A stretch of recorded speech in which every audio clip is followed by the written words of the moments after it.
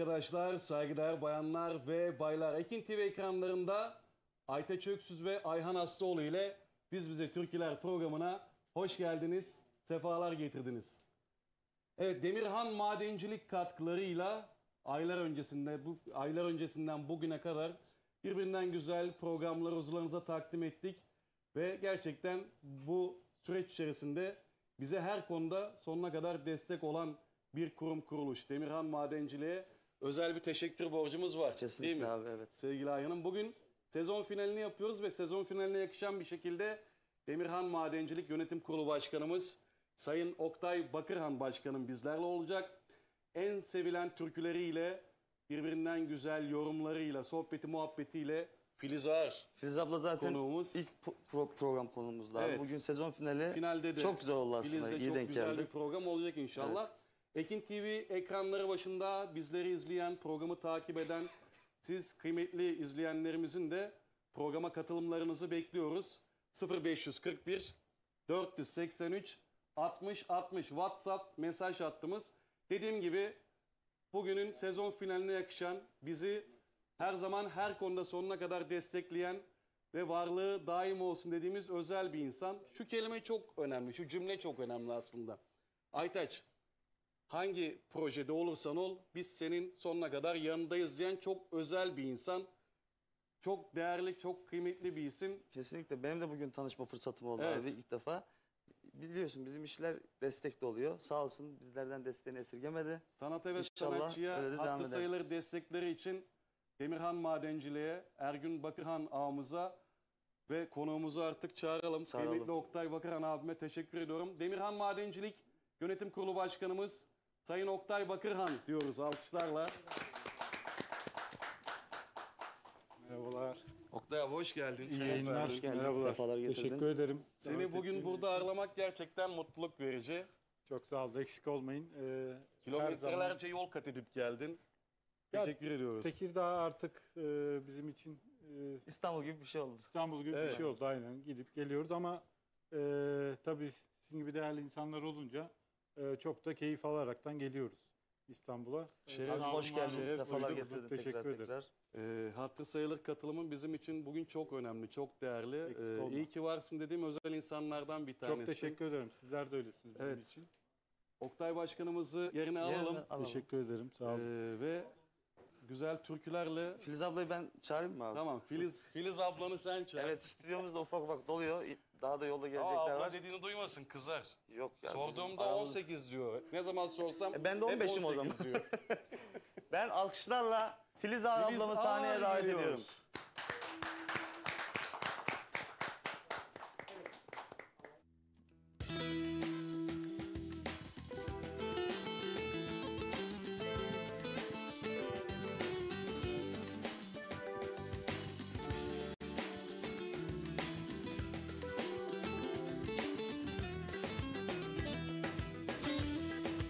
Hoş geldiniz.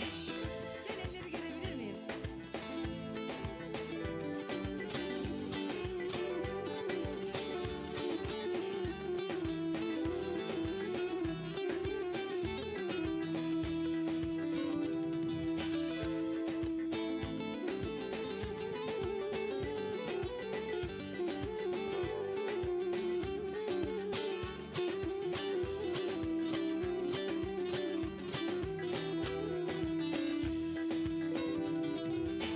Benim aklım fikrim sende, ayrılık düşürdü derde. Geleceksen bir haber ver, bunalmışım günlerde. Özlüyorum özlemem mi, yollarını gözlemem mi?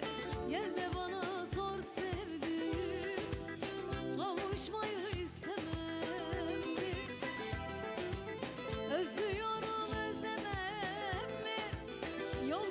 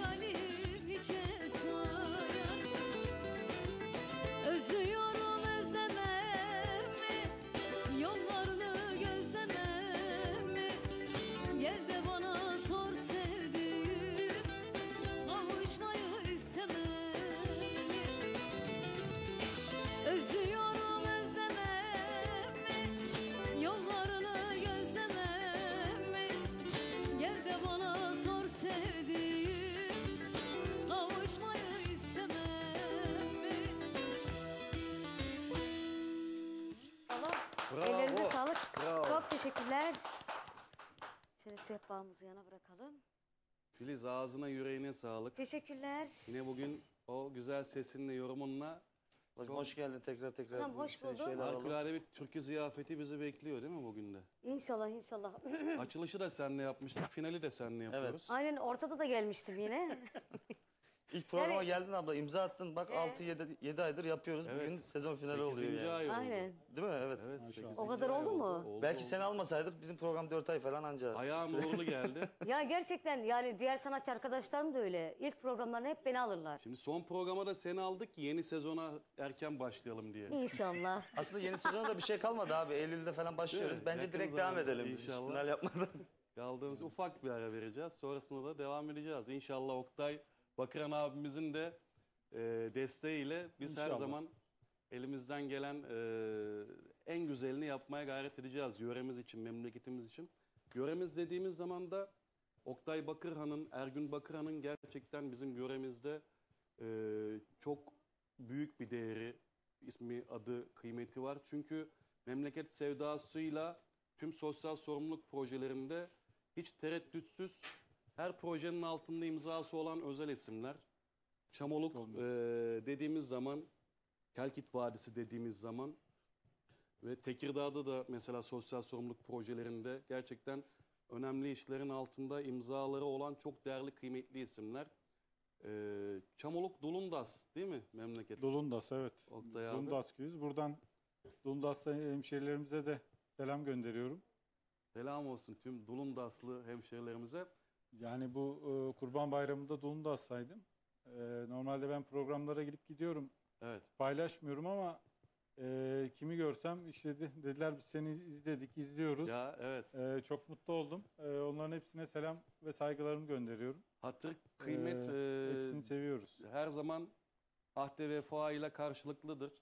Siz hiçbir zaman kimseyi geri çevirmediğiniz için her kalpte, gönülde de özel bir yere sahipsiniz. Eksik olmayın. Allah razı olsun. Daim olsun inşallah Allah Oktay razı abi. olsun. Yani biz- Oktay Bakırhan kimdir? Öyle bir sohbete başlayalım Oktay abi. Biz biliyoruz.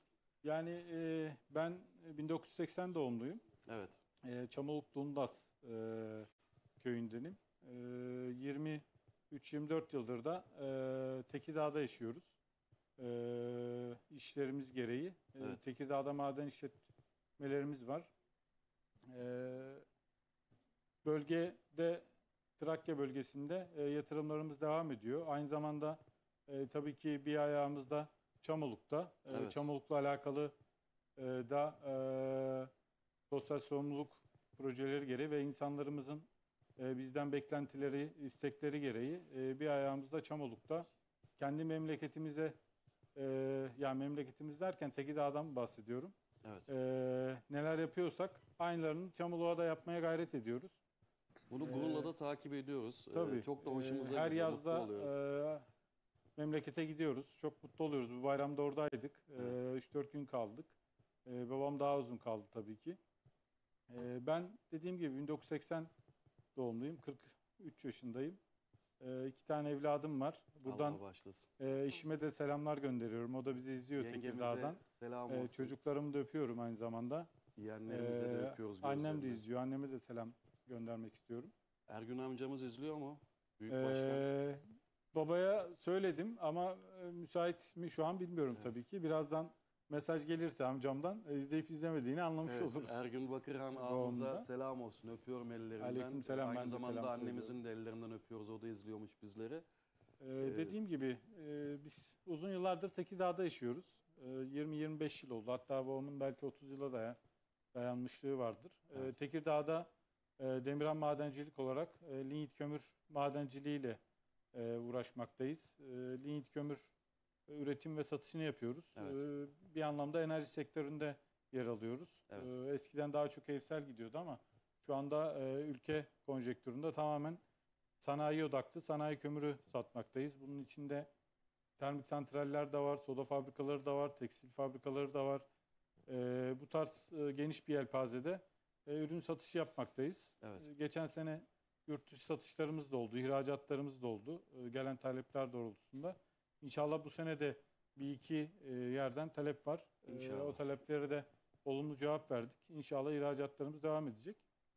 Biz Demirhan Madencilik olarak Tekirdağ bölgesinde şu anda 6 şirket, 420 çalışanla faaliyet Maşallah. gösteriyoruz. 420 kişi Bu istihdam veren bir firma, bir Evet, kurum. işletmelerimiz 4'ü lignit kömürü üzerine, lignit kömür madenciliği üzerine. Bu 4 şirket adına farklı bölgelerde, Trakya'nın birbiriyle arasında 40-50 kilometre olan farklı bölgelerinde lignit üretimi ve satışını yapıyoruz. Geçtiğimiz senelerde bunların yanına farklı bir iş kolu da ekleyelim dedik. Çünkü lignit kömür madenciliği biraz şey oluyor. Yani ülkemizde maalesef dönemsel olarak inişleri ve çıkışları çok oluyor. Bu yüzden farklı Madencilik- sektörler de ekleyelim dedik. Evet, madenciliğin dışında farklı grup sektörlerimiz de var. Bir tane beton santrali yatırımımız oldu. Evet. Bu beton santralinde de çalışırken ham madde ihtiyaçlarımız, kum ihtiyacı yoğun olduğu için bir de taş ocağı yatırımımız oldu. Edirne, Keşan, Enez bölgesinde. Evet. Buradaki taş ocağından çıkardığımız taşları kırıcılarla kum haline getirerekten beton santraline getirip buradaki betonu evsel sitelere, apartmanlara bizden talep eden müşterilerimize gönderiyoruz. Aynı zamanda taş ocağında da şu anda İstanbul-Edirne arasında bir hızlı tren hattı projesi var. Evet. Bu projenin altyapısında da tren yolunun taş ocağımızdan ham madde, mıcır, belirli numaralarda taş sevk ediyoruz. Harika. Ne kadar Farklı güzel. sektörler dediğim gibi yer almaya başladık. Kömür sektöründeki dalgalanmadan dolayı. Özellikle bu sene çok ciddi dalgalanmalar var. Evet. Maalesef cari açıktan sürekli şikayet ediyoruz ama her sene de 10 milyar dolarlık ithal kömür ithal ediyoruz. Bunun önüne geçemedik maalesef. İktidar mensupları, iktidar biraz yerli kömürü destekliyor ama Türkiye'de maalesef ithal kömür lobisi de çok kuvvetli. Yani Maalesef. Evet. o yüzden her sene 10 milyar dolarlık dışarıdan kömür ithal ediyoruz. Bundan mütevellit sadece tek bir sektöre bağımlı kalmak bizim gelişimimiz için çok uygun değil. Daha da büyümek istiyoruz. İş kollarını İnşallah. çoğaltmak istiyoruz. İlerleyen dakikalarda fırsatımız olursa başka bir yatırımımız da var. Evet. İnşallah ondan da bahsetmek isterim. İnşallah. Tekirdağ'da Çamoluklu hemşehrilerimizi gururlandırmaya devam edeceğiz inşallah. Ve çalışıp ürettikçe, kazandıkça kazandığımızı hemşehrilerimizle paylaşmaya devam edeceğiz. İşlerinizdeki bu başarı gerçekten bizim için gurur verici. Daim olsun inşallah. Allah razı olsun. Başarılarınız katlandıkça bizler mutlu oluyoruz. Teşekkür Ki ederim. her zaman söylüyorum.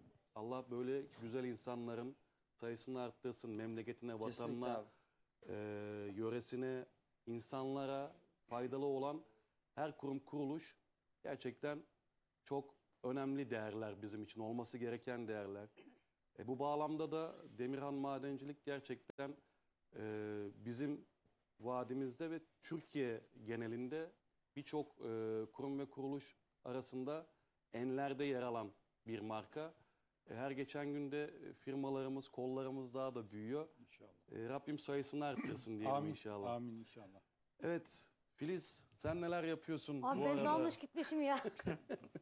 Nasıl gidiyor programlar? Vallahi yoğun çalışıyoruz. 3-4 gün önce beni bir klima çarptı. Klima çarptı. He ya. Allah beterinden korusun valla. Ay sorma sanki. Nazara geliyorsun senin Filiz. Ya vallahi de billahi de ya. Böyle bir şey olamaz. Yani 3 gün boyunca ne yemek yedim. Yani orası nereydi ya? Çatalca'da Evet. bir tane su varmış. Artık yani böbreklerim çalışmaz Şifalı hale su geldi. mu? Aynen. Gittik oradan su almaya. Ne yapacağımı şaşırdım Neler çekim yani. diyor neler. Ya. Ne ya 3 gündür neler Vallahi çekiyorum. Ne Filiz yemek dertli, yiyorum, Filiz. ne Bir uyku dokun bina uyuyorum. eşit valla. Yok anam diyor şimdi içinde. He, Yok anam. vallahi bundan sonra haftada 2 en fazla 3 gün çalışacağım. Yeter diyorsun topladığın paralar. Yeter yeter baba. Çok böyle. Allah'tan çak versin. Filiz'in en çok Ya bu canım. doğallığını seviyorum valla. Yok anam. Vallahi mezara götürecek değiliz. Yarın bir gün yani ne zaman öleceğimiz de belli Evet. değil. İşte her anın değerini, kıymetini bilmek lazım o yüzden. Ama işte çalışırken bilemiyoruz onu. Sıcağı sıcağına. Hep almak da iyi değil. Biraz paylaşmak lazım. Tabii ki paylaşıyoruz. Tabii ki. Öğrenci okuyor. Çünkü verdikçe okutuyoruz. Rabbim verecek şeylerin Aynen. sayısını arttırıyor. Tabii ki. Ayhan'ım Sen neler yapıyorsun? Görüşmeyelim. Abi aynen Yoğun görüşemedik. bir bayram trafiği vardı. Kurban Sende de. Bayramı'nda Alıcı'daydım. Ben de Evet. Alıcı'daydım ama yoğunluktan dolayı vallahi denk Görüşemedik gelemedik. yine, Bizim evet. burada değil diye söylemiyorum. Yoğunduk vallahi. Evet. Zaten yüzümden de belli abi. Amele yanığı mı diyeyim? Yaylalarda yayla yayla gezdik yani. Biz de Sahnelerin üstü de öyleydik kapalı değil. valla. Evet. Yandık vallahi. Öyle Güzel söyleyeyim. oldu. Güzel bir Yoğunduk bayram bayağı. geçirdik.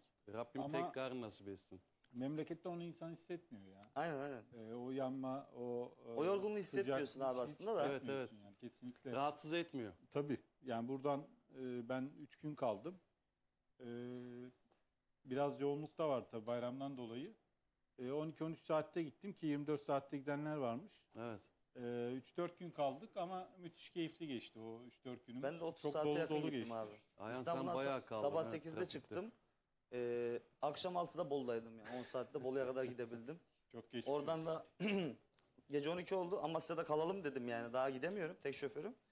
Kaldık sabah bir daha işte kahvaltı yapıp çıktık yani. Bayağı bir yorucuydu bizim için de. O zaman o yorgunluğu güzel bir türküyle Bir de- atalım biz Ayhan. Bir dert Olur diyelim mu? mi? En sevdiğim, en şanslı türküm benim ya. Karar alayım hemen. Kaldım gurbet ellerinde,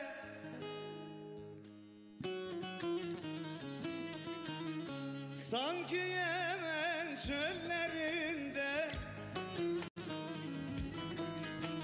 Şu gurbetin yollarında dolaşırım, dertli dertli, dertli dert. Avucranın yollarında dolaşırım, dertli dertli, dertli dert.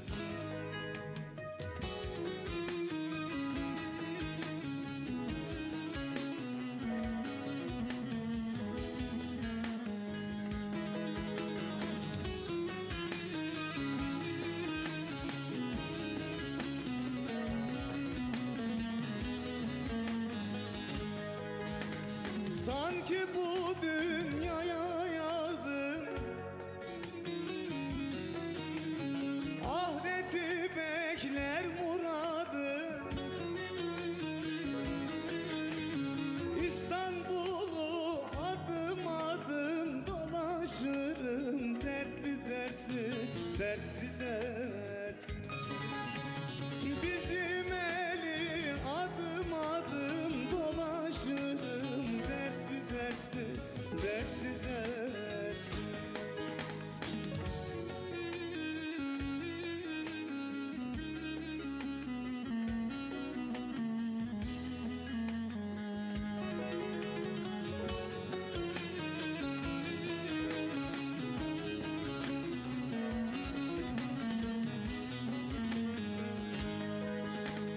Küçük Mustafa'yım neyde, derdim vardır kime gider.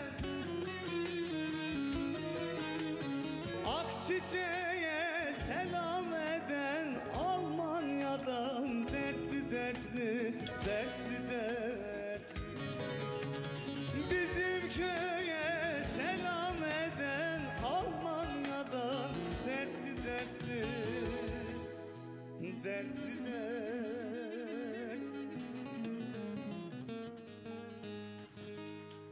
Bravo. Evet şimdi kısa bir reklam aramız var. Tanıtıcı reklam kuşağımız. Sonrasında tekrardan buralardayız. Ayrılmayın.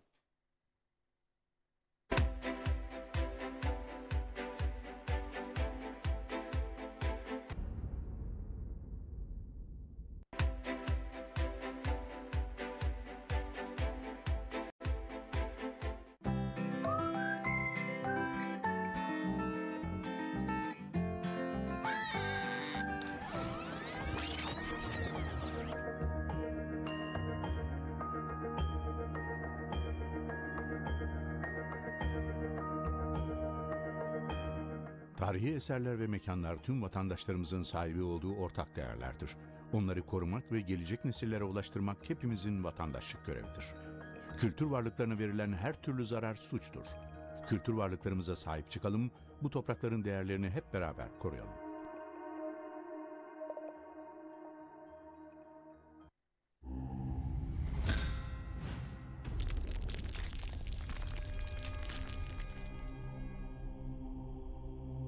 Bizi izlemeye devam edin. Seni ben ömrüme kattım, senden ayrı taşta yattım. Sevda derler sende battım, sen ağlama ben ölürüm ya.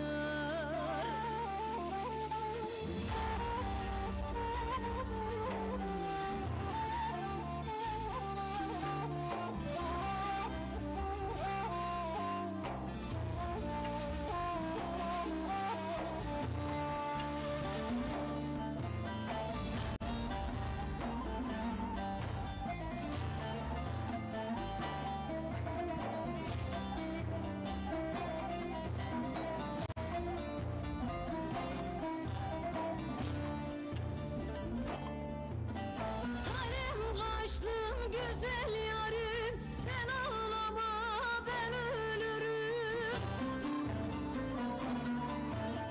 Elbet geçer kötü günler, sen dik dur da ben yürürüm.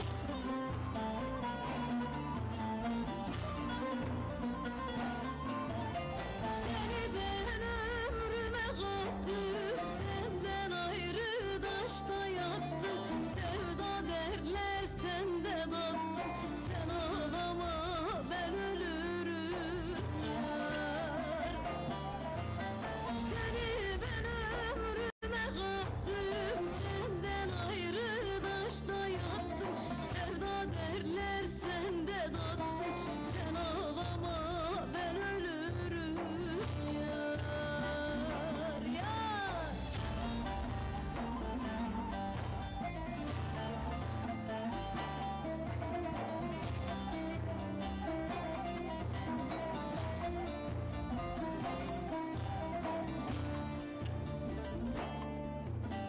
Kaşı ela gözü kara, biraz gayret et ki varam.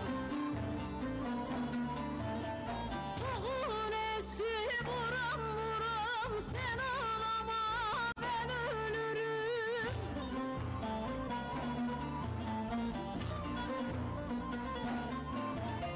Seni ben ömrüme kattım, senden ayrı taşta yattım. Sevda derler sende battım, sen ağlama ben ölürüm yar. Seni ben ömrüme kattım, senden ayrı taşta yattım. Sevda derler sende battım, sen ağlama ben ölürüm yar, yar.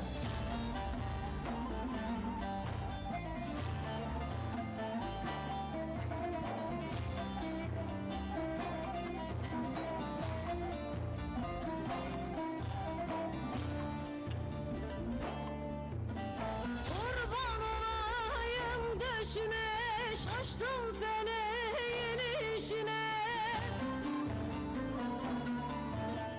Gel de gelirim peşine, sen ağlama ben ölürüm.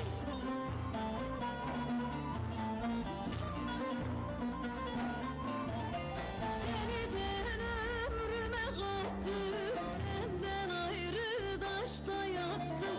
Sevda derler sende battım, sen ağlama ben ölürüm yar. Seni ben ömrüme kattım, senden ayrı taşta yattım. Sevda derler sende battım, sen ağlama ben ölürüm yar. Eyvallah. Onun kuşun da yüreğine sağlık. Radyoda en çok istek alan türkülerinden. Eyvallah, siz Bu de türkü- destek oluyorsunuz, sağ olasınız. Tabii Daha ki. klibi çekmeden Allah razı olsun. Evet. Elimizden ne geliyorsa senin için seve seve her zaman. Ya şu an klibimiz de hazır da işte rahatsızlığımdan dolayı çekemiyoruz. Sevgili sponsorum Çilek Arsa Ofisi Turan Gököz Beyefendi'ye de çok çok teşekkür Evet. ediyorum. Aynen, Ve de Turan sonuna abiye kadar, selamlar Bizim de olsun alt band bizlerden, sponsorumuz aynı evet, zamanda. sonuna kadar Filiz Selam olsun. yanındayım. Her ay bir türkü yap, yanındayım dedi. Evet, alt band sponsorlarımızda da bir teşekkür etmek istiyoruz şu an. İmece Tekstil, sevgili İlker Kütük abimiz, teşekkür ediyorum hatırı sayılır katkıları için. Benim kumaş sektöründe gerçekten kaliteli işler yapıyor. Mesut Düğme, tekstil camiasında düğme denince akla gelen ilk markadır Mesut Düğme. Sevgili Mesut kardeşime teşekkürler. Jeans sektörünün en iyilerinden Ice Planet Jeans, Yılmaz Dokgöz ve Fatih Kütük abime teşekkür ediyorum. Gülüm Spesyal, Plato, Gip Elastik, Süs Dikişleri, Gözlülik Otomat, Ayhan Garip abimize teşekkürler. Atılım 16, güvenlik koruma. Güvenlik dediğimiz zaman akla gelen her şey Atılım 16 güvenlik Evet, korumada. Güven Elma aramızda bu arada Evet. sevgili kardeşim. Hasoğlu ahşap ürünleri siz hayal edin. İbrahim Hasoğlu gerçekleştirsin diyoruz. Selam olsun. YDS Makine, Yavuz Kısa makine sektöründe gerçekten kaliteli işler yapan değerli isimlerden. Çilek Arsa Ofisi, arsada güvenin adresi. Teşekkür ediyoruz hatır sayılır katkılarından dolayı. Ve Radyo Ekin, olmazsa olmazımız. Türküler Radyo Ekin'le güzel diyoruz. 7/24 en güzel türküleri sizlerle buluşturmaya devam ediyoruz. YouTube kanalımız Ekin TV resmi. Bizi buradan da takip edebilirsiniz. Hafta içi her gün radyo programlarımız devam ediyor. Oktay abi denk geliyor musun için? Geliyorum. Severek takip ediyoruz. Teşekkür Arada ediyorum. Canlı yayınlarında oluyor. Evet, Oralarda da denk geliyoruz. 12 ile 16 saatler arasında hafta içi her gün 94.4 Radyo Ekin'de programlarımız devam ediyor. En güzel türküleri sizlerle buluşturmaya devam ediyoruz. Reklam mı diyoruz, mesajlara mı döneyim? Peki o zaman mesajlarla devam ediyoruz. Müsaade var mı? Gelen Tabii ki, mesajları tabii ki, bir buyurun. değerlendirelim. Ekranları başındaki izleyenlerimiz sizler de WhatsApp üzerinden mesajlarınızla programa eşlik edebilirsiniz. 0541 483 60 60 ücretsiz WhatsApp mesaj hattımız 0541 483 60 60. Türkiye'nin ve dünyanın her yerinden mesajlarınızla programa eşlik edebilirsiniz kıymetli dostlar.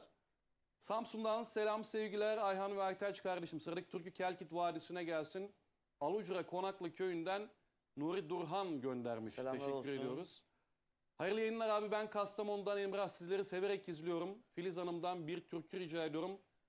Kastamonululara armağan olsun demiş. Şimdiden teşekkürler diyor. Selamlar olsun. Kastamonu'ya da uğradık bu yaz kardeşimle. Murat Yücü kardeşim hoş geldin. İyi akşamlar Aytaç ve Ayhan abi, size ve konuklarınıza selam olsun. Ben İzmirli Necmi, programdaki bütün eserler aileme ve sizlere armağan olsun demiş. Çok teşekkür ediyoruz. İzmir'e de selam olsun bizlerden. İyi yayınlar Ekin TV. Filiz Bacı'dan bir türkü rica ediyorum. Almanya'dan Selma ve Rıza Balcı Oo, göndermiş. selamlar olsun sevgili dedeme, yengeme. Selamlar. Bizden de selam olsun. Selamlar Aytaç Bey ve Ayhan Bey. Programlarınız gerçekten çok güzel. Ben Sivas Hafik Alçıören köyünden Binali Gaykan. Sevgili Filiz Ağar ve sponsorunuza selamlar demişler. Selam. Selamlar abi. Filiz Ağar'dan Baba Senin için türküsünü babasını özleyen herkese armağan ediyorum demiş. Hayırlı akşamlar, ben Giresun Trebol'dan Hatice Şener Yıldız. Ayhan neyin oluyor? Teyzem. Heh. Selamlar olsun. Sınavı geçtin, mülakatı geçtin Ayhan. Ayhan'ın teyzesiyim demiş. Başarılı yayınlar diliyorum. Yorganımla yola düştüm türküsünü seslendirmesini rica ediyorum demiş. İnşallah okuruz. Teyzemize de selamlar. İyi akşamlar reis, sizi severek izliyoruz. Konuğumuz Filiz Hanım hoş gelmiş, sefalar getirmiş. Bu akşamki türküler Hasoğlu ailesine gelsin. İbrahim Hasoğlu. İbrahim Selamlar Hasoğlu da Evet. kalp sponsorumuz, aynı zamanda köylüm, akrabam. Selamlar olsun. İbrahim Hasoğlu abiye de. Ahşap'a selam olsun. Bizi Akçiçek'te de ağırladı. Murat'la birlikte gittik. Çok güzel Kral adam ağırladı, ya. sağ Ben olsun. çok seviyorum kendisini. Evet. Ben Manisa Alaşehir'den İbrahim. Sıradaki Türkiye İstanbul Gazi Mahallesi'nde oturan oğlum Yiğit Ali'ye armağan ediyorum. Saygılar demiş. Saygı sevgi bizden efendim.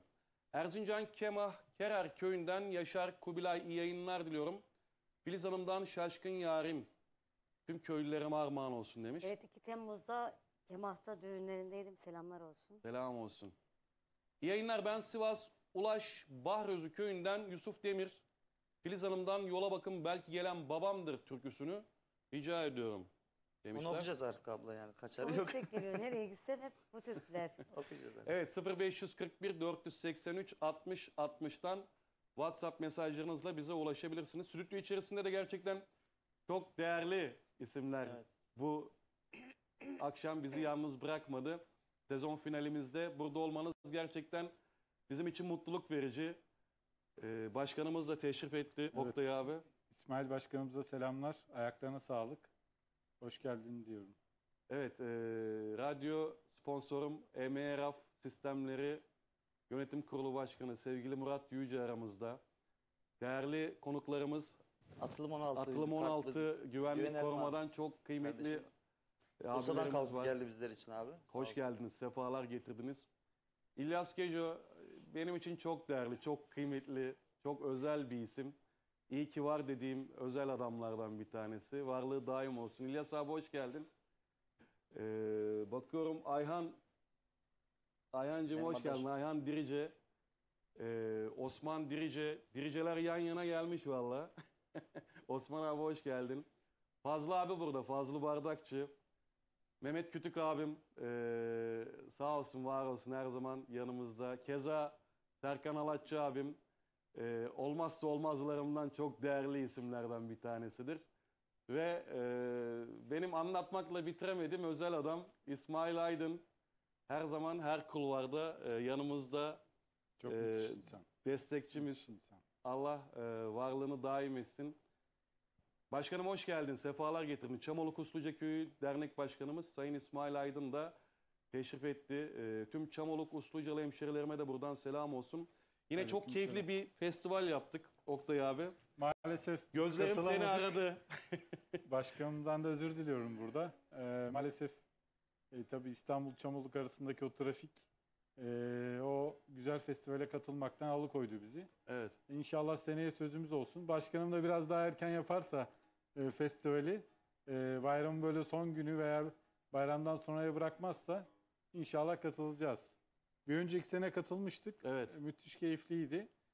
Usluca Köyü'nü çok seviyorum. Başkanımı da ayrıca seviyorum. Çok da başarılı bir insan. Kesinlikle. İnşallah seneye sözümüz olsun.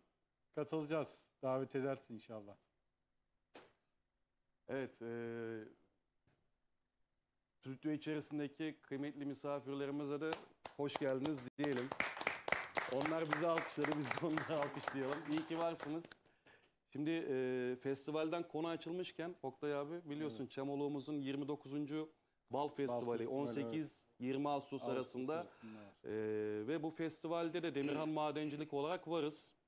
Varız. Evet. Babam Ergün Bakıran, selamlar gönderiyorum ona. Selam olsun. Onun memleket hasreti, memleketine yaptığı işler çok büyük. Kesinlikle. 2 dönemdir de Çamoluk Bal Festivali'nde ağalık yapmakta ve Evet. bu sayede tabii sponsorluk da bir yerde yapıyor. Tabii bu Çamoluk'un kalkınması, oraya insanları çekebilmek için olan bir festival. İnşallah bu sene de festivale katılacağız. Onun da bir iki sürprizi var sanırım. Çok özel bir sürpriz. Çok ses Sanatçı getirecek bir babında sürpriz bence. düşündüğü birkaç isim var. Evet. Kendisi Çamoluk'u çok sevdiği için orada bulunmak ona çok büyük keyif veriyor. Biz de onu orada keyifli bir halde görünce biz de çok mutlu oluyoruz Kesinlikle. açıkçası. İnşallah bu sene de festivalde yer alacağız. Yani bal ağalığı tabii ki sembolik bir şey. Burada önemli olan Memleket Çamoluk'a bir sevdası.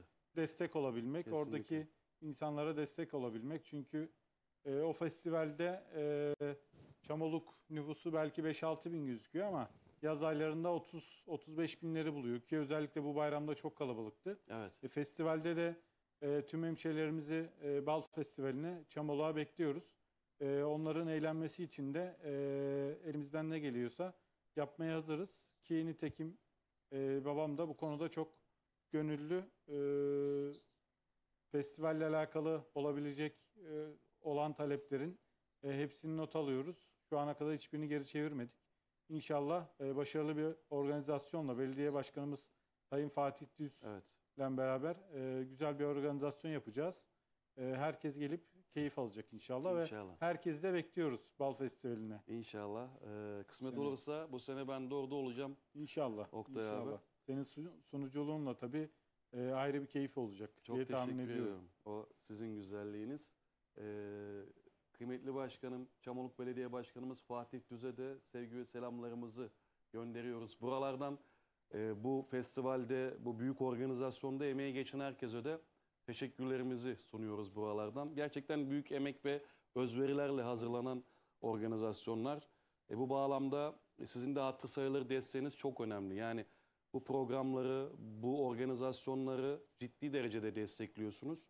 Bir kez daha ben kendi adıma çok çok teşekkür ediyorum. Ben teşekkür Sanata ederim. ve sanatçıya verdiğiniz değerden ötürü. Yani insanımızın, hemşehrilerimizin mutlu olması açıkçası bizi de çok mutlu ediyor. Bu bağlamda sadece kendi köyümüz Bulundas'a hitap etmektense tüm Çamoluk'a hitap etmek bizim için de ayrı bir mutluluk. Evet. Çünkü hemşehrilerimizin hepsi birbirinden kıymetli. Kiminle otursak, sohbet etsek çok bambaşka hikayeler çıkıyor, bambaşka tatlar alıyoruz. Evet. O yüzden de Çamoluk ve köylerine, Çamoluk halkına hizmet edebilmek bizim için çok büyük gurur oluyor açıkçası. Kesinlikle Buradan öyle. da tekrardan bütün Çamoluk halkına, bizi izleyenlere selamlarımı gönderiyorum. İnşallah festivalde buluşmak üzere diyorum. İnşallah. 18-20 Ağustos arası 18-20 Çamoluk Ağustos, evet. Bal Festivali'nde buluşalım inşallah arkadaşlar. Araya O parantez zaman açayım mı abi? Ufak. tam bizi bir memlekete götür diyecektim Geçen ben de. sene sahne almıştım ben Bal Festivali'nde. Bu sene beni hala arayan olmadı. O zaman Oktay abi bir aracı olsun. Artık sponsorluk mu olur ne olur? Ben kendim İnşallah. dahil edeyim. İnşallah.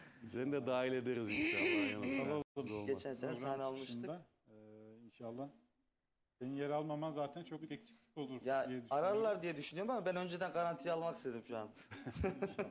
Eyvallah Ayhan'ım. Mutlaka O zaman ararlar. bizi böyle memlekete doğru bir götürür müsün?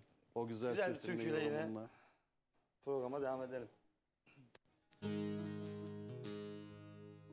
Dün yine gördüm seni ah benim gülüm. Dün yine gördüm seni ah benim gülüm. Dert oldun yüreğime dayanamam ki. Dert oldun yüreğime dayanamam ki. Alır seni kaçarım ah benim gülüm. Alır seni kaçarım ah benim gülüm. Dert oldun yüreğime dayanamam ki. Dert oldun yüreğime dayanamam ki. Ah dağlar aman dağlar derdim çok benim. Garibim bu yerlerde kimsem yok benim. Ah dağlar duman dağlar derdim çok benim. Garibim bu yerlerde kimsem yok benim.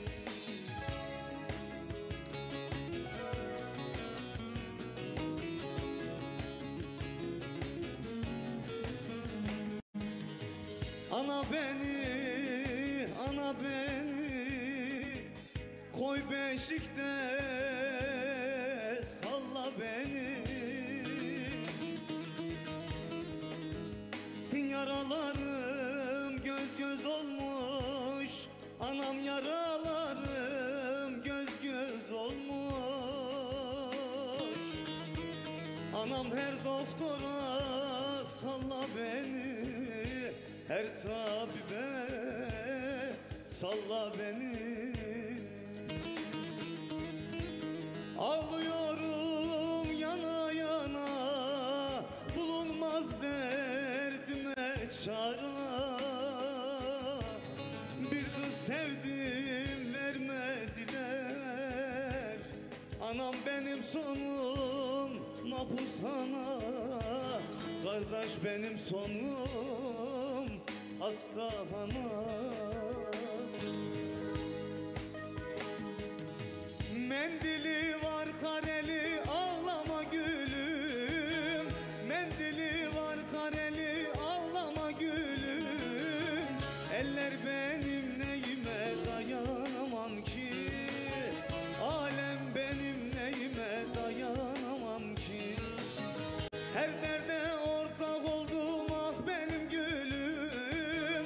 Her derde ortak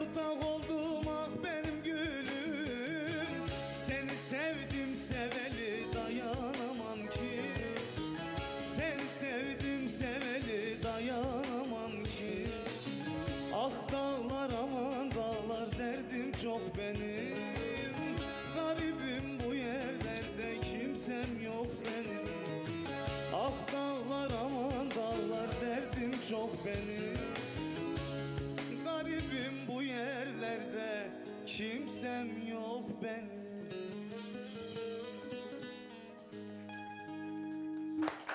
Yüreğin var olsun. Ayhan'ım ağzına, yüreğine sağlık. Kısa bir reklam aramız. Reklamlardan sonra Demirhan Madencilik katkılarıyla Biz Bize Türküler kaldığı yerden devam edecek.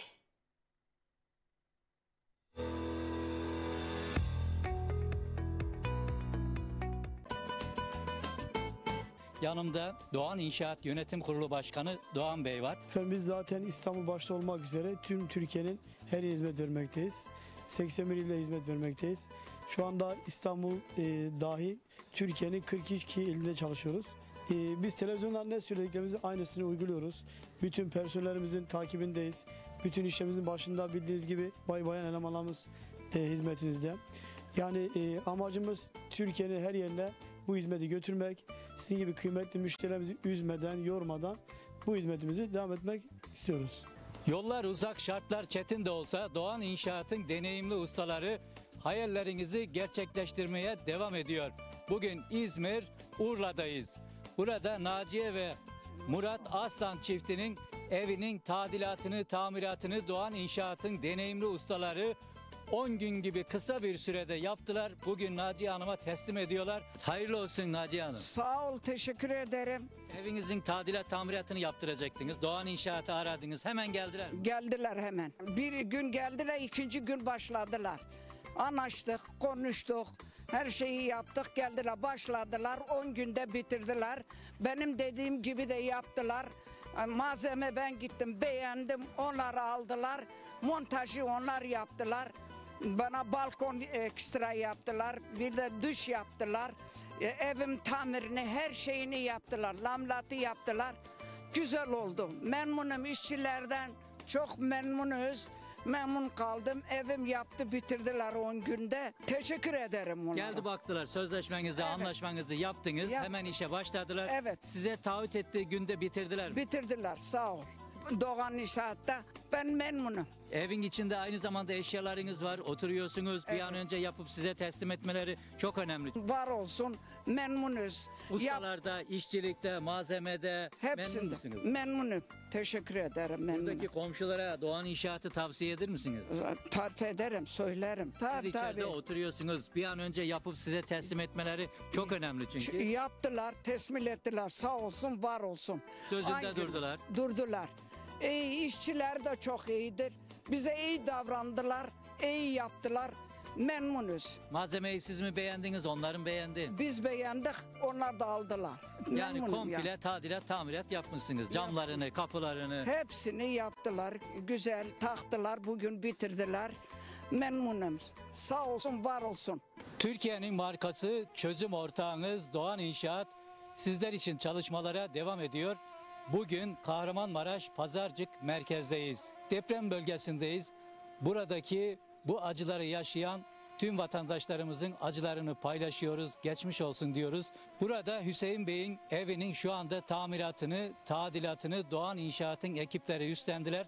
Çalışmalar devam ediyor. Doğan İnşaat Türkiye'nin şu anda 54 noktasında çalışmalara devam ediyor. Doğan İnşaat sizler için çalışıyor. Yaşam alanlarınızı inşa ediyor, güzelleştiriyor, daha konforlu, daha yaşanılabilir alanlar sizlere sunuyor. Sizler hayal edin, Doğan İnşaat'ın ekipleri gerçekleştirsin. Hüseyin Bey'e teşekkür ediyoruz. Doğan İnşaat'ı tercih ettiği için sizler de Doğan İnşaat'a, inşaat adına A'dan Z'ye ne yaptırmak istiyorsanız alt banttaki numaralarda ulaşabilirsiniz. Bu bölgedeki depremde en çok 1. ve 2. katlar zarar görmüş. Duvarlarda çatlaklar oluşmuş, bazıları yıkılmış. Yapılan kontrollerde kolon ve kirişler zarar görmemiş, sağlam olduğu için hafif hasarlı raporu verilerek tadilata karar verilmiş. 1. katın duvarları tamamen yeniden örülerek kaba ve ince sıvası yapılıyor. Devamında parkeler, fayanslar, elektrik, su tesisatı, boyası, zarar gören kapı penceresi, dolabı, çatı, komple tadilat ve tamiratı yapıldıktan sonra Hüseyin Bey'e pırıl pırıl teslim edilecek. Hayırlı olsun diyoruz. Güle güle otursun. Allah bir daha memleketimize böyle acılar yaşatmasın diliyoruz. Çözüm ortağınız Doğan İnşaat hayallerinizi gerçekleştirmeye devam ediyor. Bugün Aydın, Didim, Akbük'teyiz. Burada Hakizar Kaya hanımefendinin villasının bugün Doğan İnşaat'ın deneyimli ustaları temelini atıyorlar. Yanımızda Doğan İnşaat'ın genç mühendislerinden Yasin Ergüven var. Yasin Bey, burada Hakizer Kaya hanımefendinin villasının bugün temelini atıyorsunuz. Ne zaman bitirmeyi hedefliyorsunuz? Ve burada nasıl bir inşaat yapıyorsunuz? Burada radyo temel tasarladık. Radyo temel olarak çözdük statiğimizi. Radyo temelimizi bugün atıyoruz. İşlemlerimize yaklaşık 2 gün önce başladık. Hafriyattan sonra gro betonumuzdan sonra tekrardan membran işlemi, bohçalama işleminden sonra tekrardan koruma betonundan sonra temelimizin demirlerini bağladık, radyo temelimizin. Şimdi de radyo temelimizin betonunu atacağız. İşlemlerimiz tüm hızıyla devam edecek. 20 gün içerisinde bitirmeyi planlıyoruz kaba inşaatımızı. Planlarımızı, programımızı buna göre yaptık. Zaten söz verdiğimiz tarihlerden daha önce işimizi her zaman bitiriyoruz. Radyo temel kullandınız. Evet, burada radyo temel kullandık. Diğer şantiyelerimizde de biz zemin etütlerimiz sonucunda hangi değerler çıkarsa, zemin güçlendirme de olsun, ondan sonra temelimizin kalınlaşması olsun, radyo temel olsun, hesaplandıktan sonra ona göre işlemlerimiz ve statik projemiz ona göre çiziliyor. Buradaki şantiyenin tüm işlemlerini siz takip ediyorsunuz. Bize vereceğiniz bir vekaletle biz bütün belediye işlemlerini, devlet işlemlerini sizin adınıza yürütüyoruz. Siz oturduğunuz yerden sadece işlemlerden haberdar oluyorsunuz. Başka hiçbir şey yapmanıza gerek kalmıyor. Biz sizin adınıza işlemleri gerçekleştirdikten sonra inşaatımıza başlıyoruz.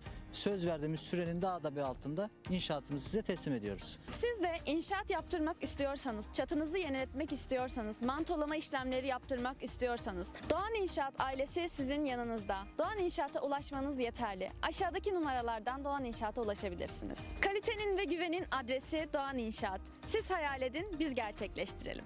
Bugün İzmir Buca'dayız. Doğan İnşaat'ın deneyimli ustaları burada. Emekli öğretmenimiz Tülay Adıgüzel hanımefendinin villasının temelini bir ay önce atmışlardı. Bugün kabasını tamamladılar ve hemen incesine başlayacaklar. Bir an önce Tülay Hanım'a teslim edecekler. Hayırlı uğurlu olsun Tülay Hanım. Teşekkür ederim, sağ olun. Evet, siz eğitimcisiniz. Yeni emekli olmuşsunuz galiba. Hayırlı olsun o da. Teşekkür ederim. Evet, ben uzun yıllar öğretmenlik yaptım.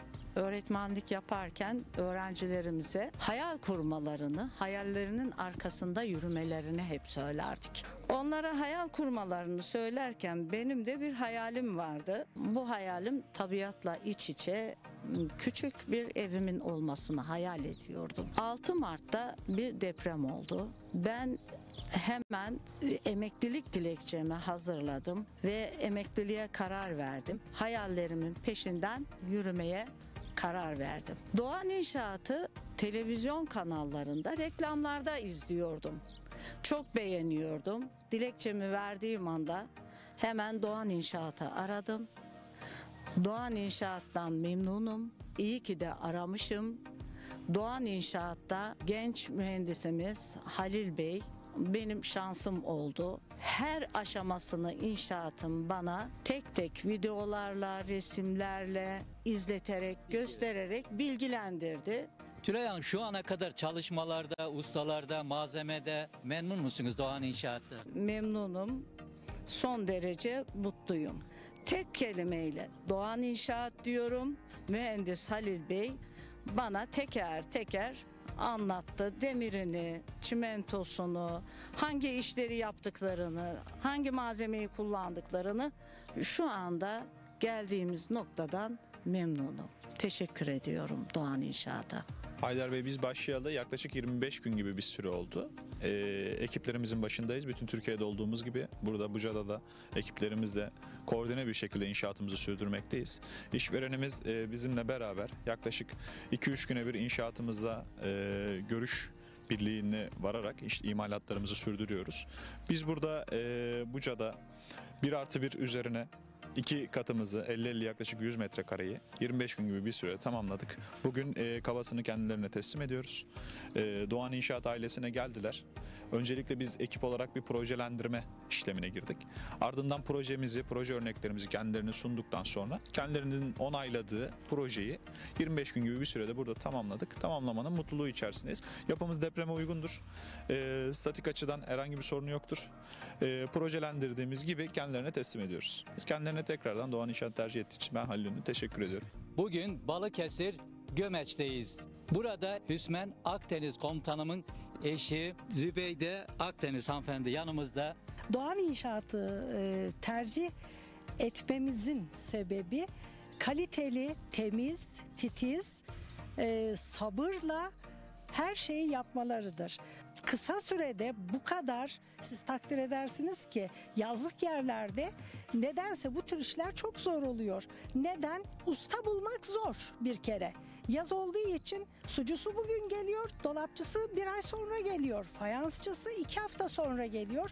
Ama Doğan İnşaat bize bu kolaylığı sağladı. Hepsi birlikte. Mihriban Hanım onun gayretleriyle, çalışkan elemanlarıyla hiç problem yaşamadan her ne istediysek, dediysek, ki ben biraz zor insanımdır, kolay kolay beğenemem, hepsini yerine getirdiler. Ben çok çok teşekkür ediyorum. Bakın bir ay olmadan her taraf bitti. Neler yapılmadı ki şu evde? Banyo fayansları, duşakabinler, lavabolar, dolaplar. Sabırla o fayansları değiştirdik. Yardımcı oldular, sağ olsunlar, var olsunlar. Çok teşekkür ediyorum Doğan İnşaat'a. Ayrı ayrı ustaları aramaktansa, ustayı nerede bulacağım, malzemeyi nerede alacağım deyip Evet, düşünmektense kurumsal bir firmaya verip her şeyini onlara yaptırıp gelip böyle rahatça oturmak Evet. ayrı bir güzel değil mi? Evet, gelip hazır evi bulmak çok daha güzel. Teşekkür ediyorum Mihriban Hanım. Bugün Sağ olun, geldiniz, var evinizi olun. teslim alıyorsunuz. Evet. Yüzünüz de gülüyor zaten. Evet, Çalışmaları gördünüz. İşler bittikten sonra etrafı topladılar, çöplerini de alıp götürdüler. Götürdüler, sağ temizlediler. Bu da olsunlar. çok Ben de onlara çok teşekkür maksadıyla bir masa hazırlıyorum. Biraz sonra hep birlikte çayımızı içeceğiz. Evet, memnuniyetin bir Pastalarımızı ifadesi yiyeceğiz. olarak bize pasta getirmişsin. Evet. Ellerine sağlık. Teşekkür ediyoruz Biz ayrıca. teşekkür ederiz. Sağ olun, var olun. Şimdi az önce söylediği gibi en önemli şey bir işi zamanında bitirecek, ekip halinde işi yapacak insanları bulabilmekti. Bu çok önemliydi. Biz de yani 20 iş günü gibi kısa bir zaman içerisinde bu iş bitti. Çok teşekkür ediyorum bütün çalışanlarına. Sistemli işler yapan insanlarla çalışmak güzel bir şey. Az yoruluyorsunuz. Tercihimizin önemli, değil mi? sebebi de zaten buydu. Çok teşekkür ediyorum tekrar. Burada baştan aşağı komple bir tadilat yaptık sayılır Haydar Bey. Dış cephe mantolamamızı yaptık, eksizlere oluk iniş borularımızı yeniledik, yürüyüş yollarımızı komple yeniledik, 2 adet terasımızı komple yeniledik, içerimizin altı sıva boyasını yaptık, seramiklerimizi yeniledik. Yani ciddi anlamda güzel bir değişim oldu. Yani 1. sınıf malzemeyle, 1. sınıf işçilikle işimizin hakkını vererek kendilerine teslimatı yaptık. Bugün Kocaeli, Körfez, Şirinyalı'dayız. Burada Orhan Dizman Bey'in evinin çatısını Doğan İnşaat'ın deneyimli ustaları yaptılar. Bugün Orhan Bey'e teslim ediyorlar. Orhan Bey hayırlı uğurlu olsun. Sağ olun, çok teşekkür ederiz. İyi ki Doğan İnşaat'a geldik ve onlardan bu işi yaptırdık. Çatıda sorun vardı. Evet. Yaptıracaktınız. Doğan İnşaat'ı aradınız. Hemen geldiler mi? Hemen geldiler. Ben inanamadım. 4 günde teslim dedikleri zaman inanamadım. Ama 4 gün içerisinde teslim edildi. Pırıl pırıl her taraf temizlenmiş vaziyette bana verdiler. Eksik olmasınlar. Orhan Bey özellikle sandviç panel yapmışlar ki Evet. sıcağa, soğuğa karşı dayanıklı Evet. bir malzeme. Evet, öyleymiş. Zaten Doğan İnşaat yaptığı işlere 20 yıl garanti veriyor. Tabii tavsiye üzerine aldık. Ben bilmiyorum böyle bir şeyin olduğunu. Seçerken söylediler böyle bunun fiyatı bu kadar, bunu şöyle. Biz onu tercih ettik ama fabrikada beyaz varmıştı. Onu da buldular. Artık söyleyecekler. Piramit rengi istediniz siz. Aynen. Evet. Hepsini yaptılar. Ne dersek yapıldı. Ustalarda memnunsunuz. Memnun görmedim zaten ki ben ustaları falan görmedim. Arı gibi çalıştılar. Hem size hem çalışanlara Allah razı olsun, tertemiz bir şekilde geldiler. Sağ olun. Gününde teslim ettiler. Daha evvel teslim ettiler. Özellikle Orhan Bey 4 günde çatınızı yapıp size teslim edeceğiz dediklerinde İnanmadım. Abartılıyormuş gibi geldi ama değilmiş. Daha evvelden bitirdiler. Çok teşekkür ediyoruz. şu anda çalışmalar son aşamaya gelmiş. Evet. Bugün teslim ediyorlar sana. Evet. Sen de şu anda geldin Evet, buraya. evet. Gördün çalışmaları, ustaların çalışmasını, malzemeyi gördün. Çalışmalarda, ustalarda, şantiye şefimiz Bayram Bey'de memnun musunuz? Ben böyle bir şey görmedim hayatımda. Çalışan ustalar, bu binayı ben yaptırdım. Yaparken de benim anam ağladı. Doğan İnşaat'a çok çok teşekkür ederim. Tanışmaktan, böyle iş yaptırmaktan mutlu oldum. Biz zaten kendilerinden bırakmayacağız, daha başka işlerimiz de var. Eksik olmasın, bir dediğimiz iki olmadı. Yani bu düzenli çalışmada zamanında gelmede, zamanında teslim etmesi Evet. çok önemli Evet, değil mi? evet. Telefon ediyorum, telefonun 1 dakika geçmeden beni arıyorlardı. Ben böyle bir çalışan görmedim. Gerçekten yani ben şu olarak söylemiyorum, çok memnunuz. Hem çalışandan hem yapılan işten memnunuz. Size de hayır olsun, Allah hayırlı işler versin. Evet. Çok memnunuz, sağ olun. Tanıdıklara, komşulara Doğan İnşaat'ı tavsiye eder misin? Hepsine tavsiye ederim. Bayram Bey bizim yakın, artık evladımız gibi oldu. Teşekkür ederim. hayırlı Allah razı olsun. Sağ olun. Ellerinize sağlık. Allah size uzun ömür, sağlık, sıhhat ve bol kazanç versin.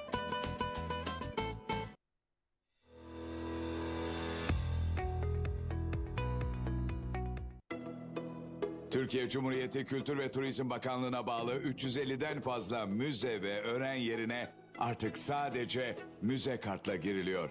Müze kartla ülkemizdeki müzeleri ve öğren yerlerini bir yıl boyunca doyasıya gezebilirsiniz. Üstelik müze kart şimdi milli saraylarda da geçerli. Kimlik kartınızda kolayca sahip olabileceğiniz müze kartınızı hemen alın, Türkiye'nin tarihi ve kültürel hazinelerini keşfe çıkın. Tam bir yıl boyunca geçerli olan müze kart sadece 60 lira. Türkiye Cumhuriyeti Kültür ve Turizm Bakanlığı.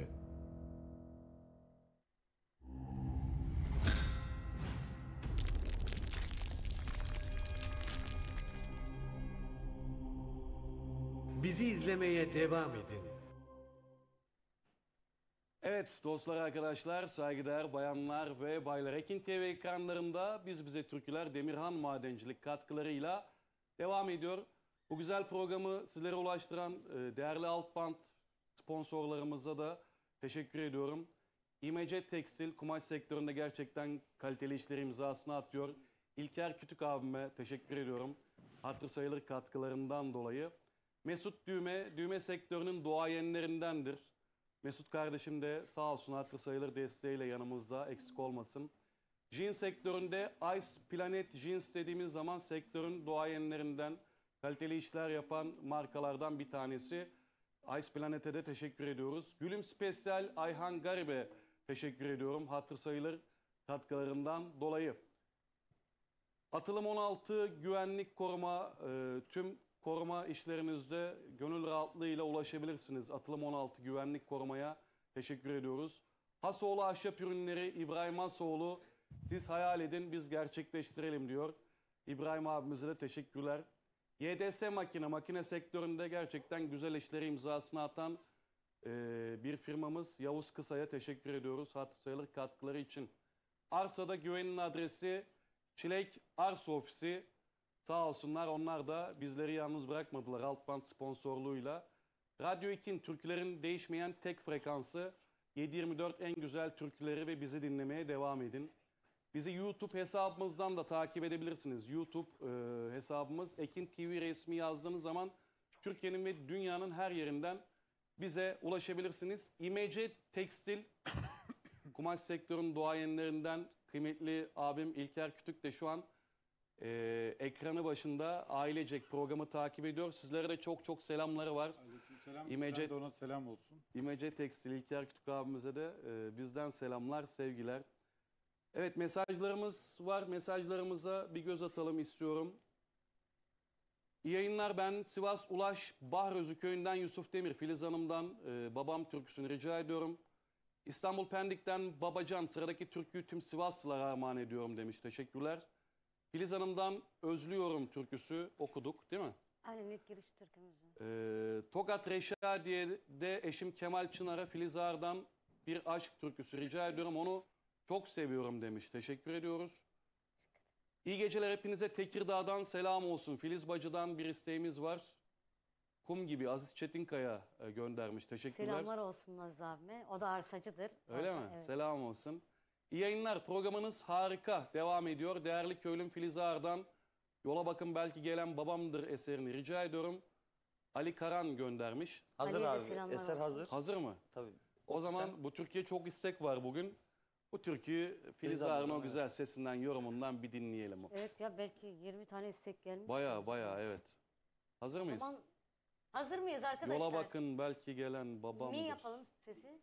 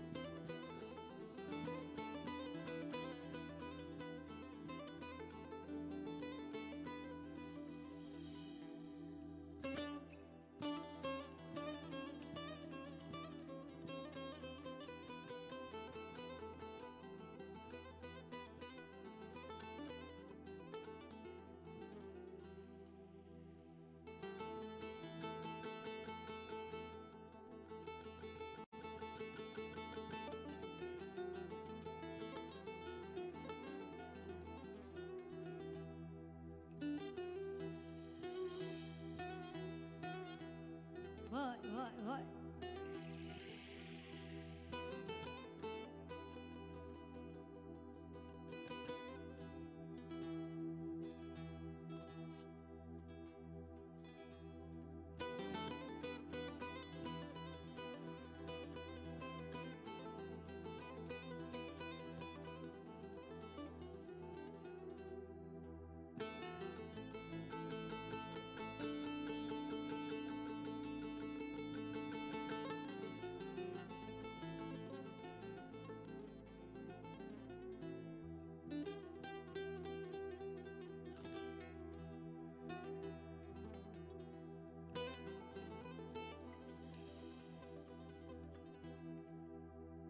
Öyle uzak yerden de görünüyor karartı.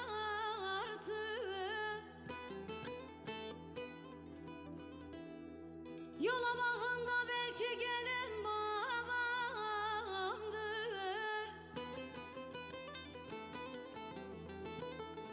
Hele aylar yıllar oldu hasretim zaten. Güne bakında belki gelen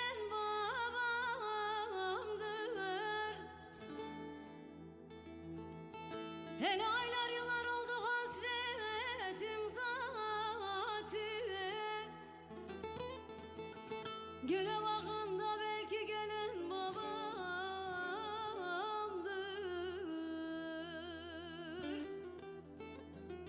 Ah benim can can babamdır o.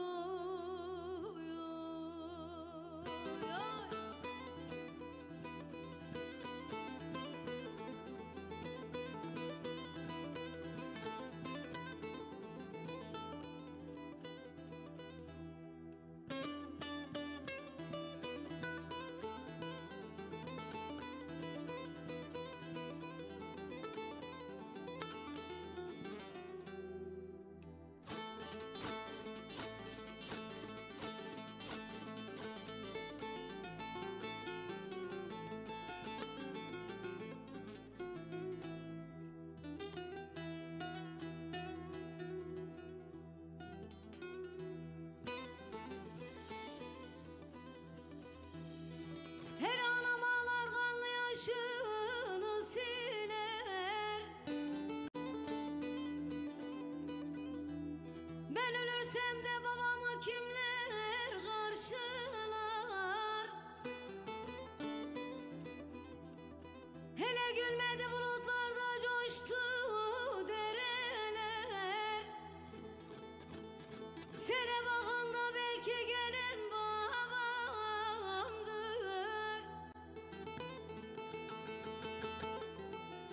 Hele gülmedi bulutlarda coştu dereler. Sene bakında belki gelen babamdır.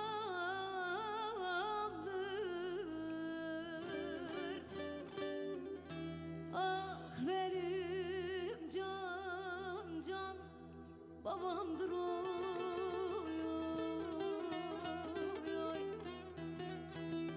Baba senin için bir türkü yazdım. Beraber gezdim, yollara baktım. Boruklu'dan beri Karlık'a çıktım. Beraber gezdim, yollar perişan.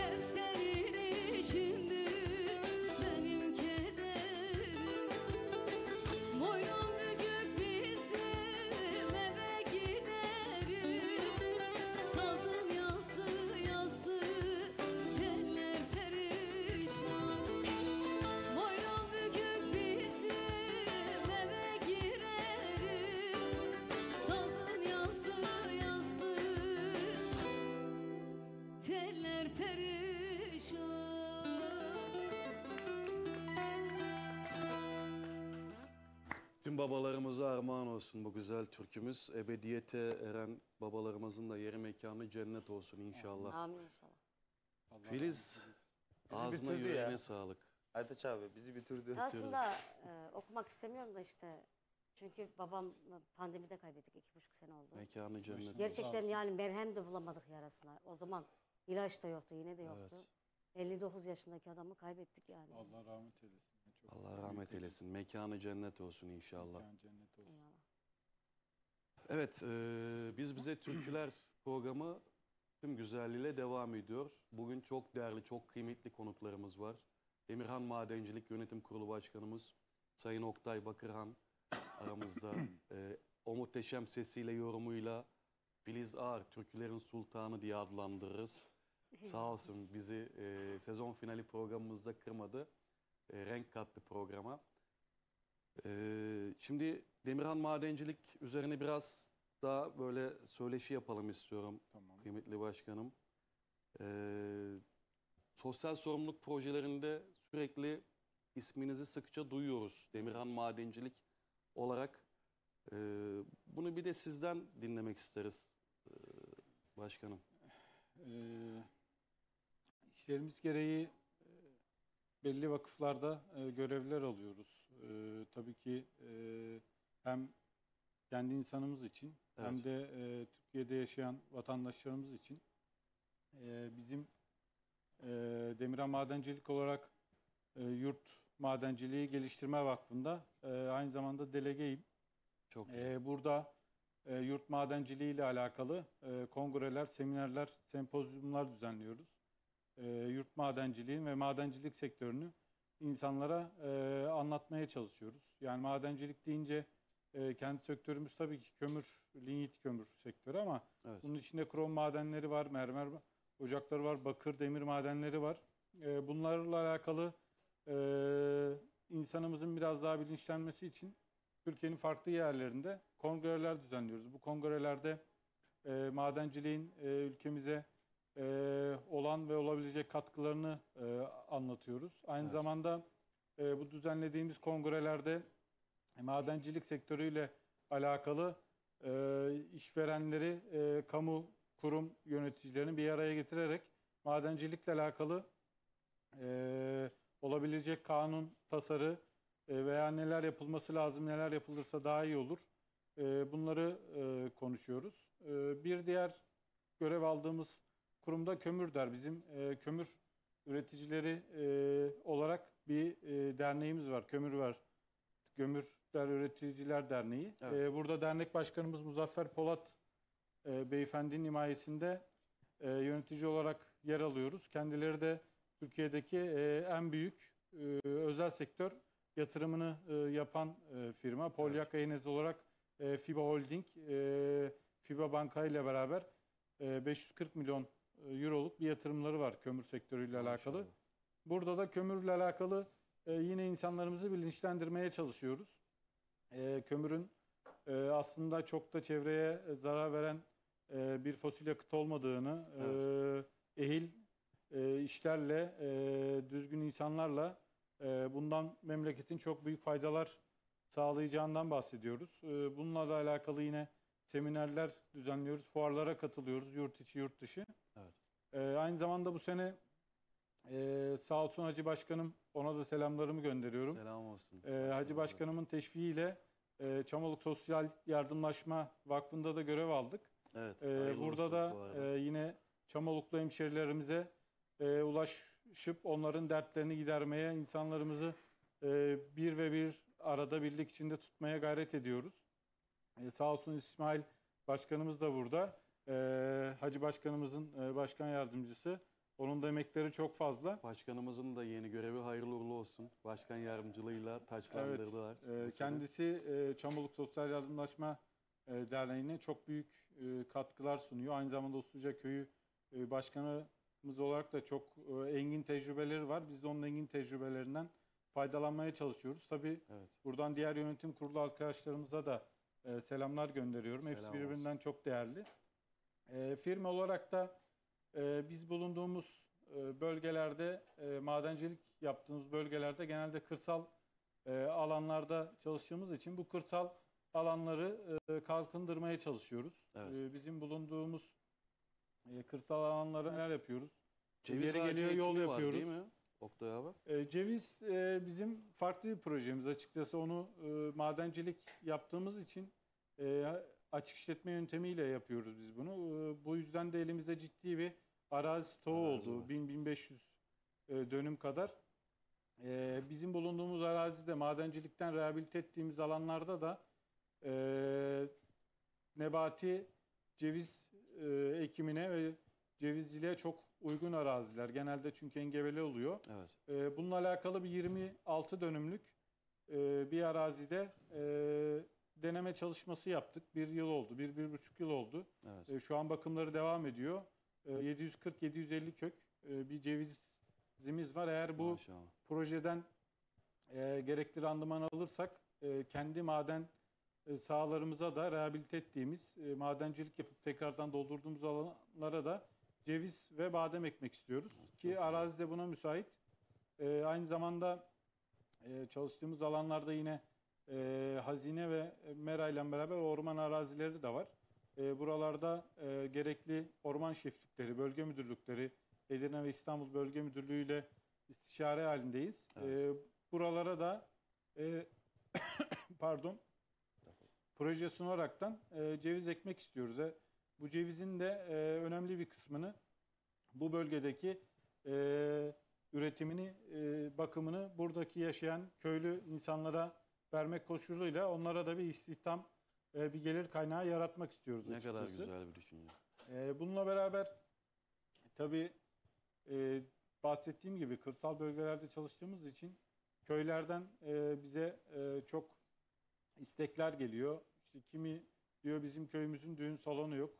Düğün salonu yapıyoruz. Kimi diyor arazide çeşmemiz yok. Hayvanlarımızı sulayamıyoruz. Hayvanlar için çeşmeler yapıyoruz. Belediyeler geliyorlar. Belli başlı yerlerde yolumuz sıkıntı diyorlar. Bize destek atın. Evet. Makine ekipman desteği sağlıyoruz. Ne kadar güzel. Aynı zamanda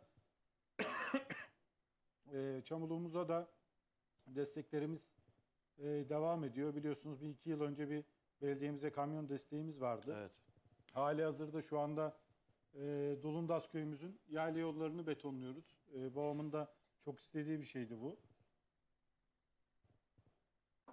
Şu anda 3-4 gündür yayla yollarımıza beton atılıyor. Oradaki çalışan bütün köylü hemşehrilerime de çok teşekkür ediyorum. Çok büyük emek veriyorlar bu yaz sıcağında. Yine Çamoluk İlçe Emniyet Müdürlüğü'ne bir araç bağışımız oldu. Evet. Geçen 2 ay önce Edirne valimizin bir talebi oldu. Edirne Emniyet Müdürlüğü'ne yine bir araç tahsisimiz oldu.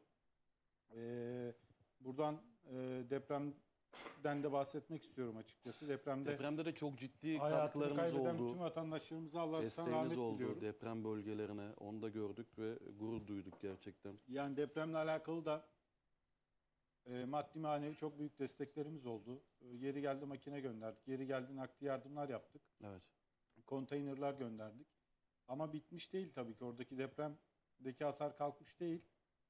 Şu anda TOP bünyesinde Hayrabolu ve Tekirdağ Ticaret Odaları bünyesinde o bölgede bir iki yerde konut inşallah yapmak istiyoruz. Bunun görüşmeleri, yazışmaları devam ediyor. Bununla alakalı firmamızdan talepler var. Biz de bu talepleri geri çevirmek istemiyoruz açıkçası. Şu anda Hayrabolu'da 3 tane aileyi ikamet ettiriyoruz. Depremden Kahramanmaraş bölgesinden gelen aileleri. Onlara da konut yapıp bölgede teslim etmek istiyoruz inşallah. Allah hayrınızı kabul etsin. Dediğim gibi yani kırsal alanda bize gelen hiçbir talebi biz geri çevirmedik.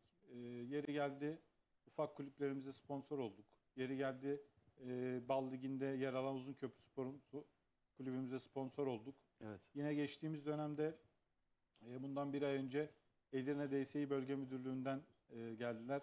Bir basketbol takımları var. Bayan basketbol takımları. Evet. Şu anda 2. ligde yer alıyorlar. İnşallah biz onlara sponsor olduk. Onları 1. lige çıkartmak istiyoruz. İnşallah. Bununla alakalı da çalışmalarımız var. Yani babam gönlü zengin bir insan. Kesinlikle öyle. Biz de onun peşinden gidiyoruz. Onun izinde bu memleketten, bu insanlardan kazandıklarımızı inşallah herkesle paylaşmak istiyoruz. Sen de söylemiştin yayında az önce. Yani paylaştıkça da çoğalıyor açıkçası. Biz bunun hiçbir Kesinlikle zararını öyle, görmedik. Ne kadar çok paylaşırsak, ne kadar çok insana ulaşırsak çok daha güzel geri dönüşler aldık ve kazancımız bereketlendi. Kazancımız çoğalmaya başladı. Daim olsun inşallah. O yüzden inşallah kazançlarımız çoğaldıkça insanlara biz de paylaşmaya devam edeceğiz. Allah kısmet ederse. İnşallah. Allah bize uzun ömür verirsin inşallah. Rabbim bol bereketli kazançlı işler nasip Amin. etsin. Başarılarınız daim olsun ki biz de yaptığınız bu güzelliklerle mutlu olalım, gurur duyalım. Ne kadar güzel değil mi? Kapısını çalan hiç kimseyi eli boş göndermiyorlar. Kalbini, gönlünü kırmadan güzelce misafir edip yaralarına melhem oluyorlar. İsteklerine, imkanları doğrultusunda cevap veriyorlar. Bu gerçekten çok güzel bir duygu. O yüzden Demirhan Madencilik için özel bir alkış rica ediyorum sizlerden. Tabii ki babamın da Ergün Bakıran Çamoluk Balağımızın da bütün bu faaliyetlerimizde ki bizi teşviği çok önemli. Kesinlikle. Onun ulaştığı ve onun vasıtasıyla bize ulaşan insanlar çok fazla. O kimseyi kırmadı, geri çevirmedi bugüne kadar açıkçası. Ben birebir şahidim. Ona da tekrardan teşekkür ediyorum. Allah başımızdan eksik etmesin. Amin, amin Onun inşallah. teşvikleri, gayretleri çok fazla. Evlatlar Emeği çok fazla. babaların izinde yürür, devam eder. Babalarından İnşallah. ne görürse onu uygularlar. Baba çınar ağacı gibidir. Meyve vermese de gölgesi yeter deriz. O gölgenin altında Rabbim bizlere güzel işler yapmayı nasip etsin inşallah. Ergün Bakıran ağamıza da saygı, sevgi, selamlarımızı gönderiyoruz. Rabbim hayırlı uzun ömürler versin inşallah. Amin, Ki amin. böylesi pırlanta gibi güzel evlatlar yetiştirip Allah razı olsun. ülkemize, memleketimize katkı sağlamayı nasip etmiş Rabbim bizlere. Size de böylesi güzel evlatlar yetiştirdiğiniz için özel bir teşekkür ediyorum. Anamıza, babamıza selam olsun buradan. Selam olsun. Şimdi reklam saatimiz geldi, değil mi? Var mı bir türkülük vaktimiz? Yönetmenim. Bir türkü sonrasında reklam. Ayhan'ım. Keşik bende. Ya hanım keşik sende. Keşik. He, yok hanım. Sıra Ayhan'da. Var diyelim. İlyas abi vazgeçemem. Uygun mudur? İlyas abinin favori türküsü. Tamam, İlyas abi için okuyalım o zaman. Sevdalandım, aşık oldum. Sevdim işte vazgeçemem. Sevdalandım, aşık oldum. Sevdim işte vazgeçemem. Ben kendimi onda buldum. Ölürüm de vazgeçemem. Yaşamayı onda buldum. Sevdim işte vazgeçemem. Saçlarımı yoldursa da, gözlerim yaş doldursa da, bu dert beni öldürse de, o çirkinden vazgeçemem. Vazgeçemem, vazgeçemem. Başka bir yari seçemem. Benim aklım fikrim onda. Sevdim işte vazgeçemem. Vazgeçemem, vazgeçemem. Başka bir yari seçemem. Benim aklım fikrim onda. Seviyorum, vazgeçemem.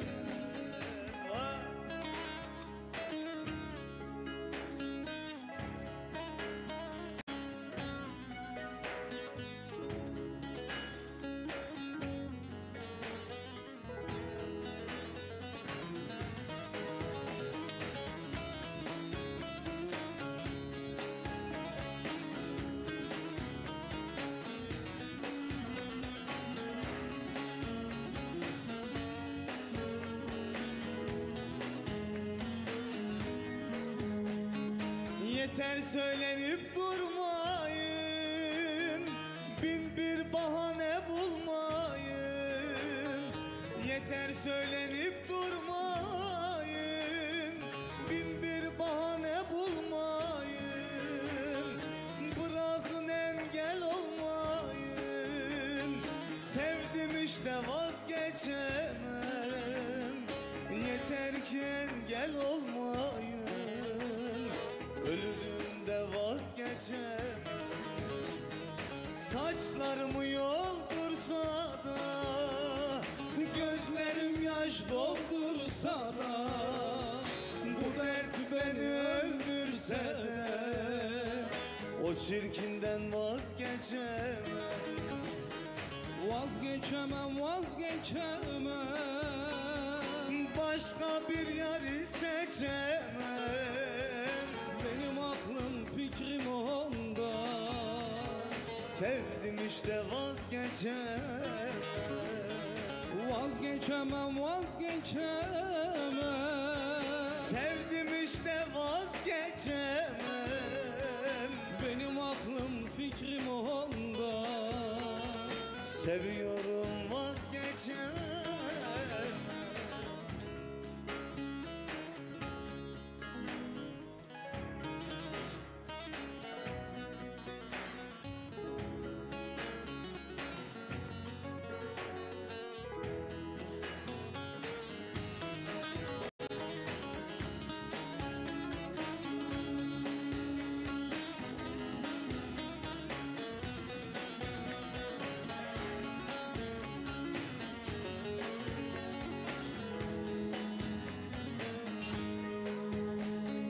Damarımda kanım olmuş, can içinde canım olmuş.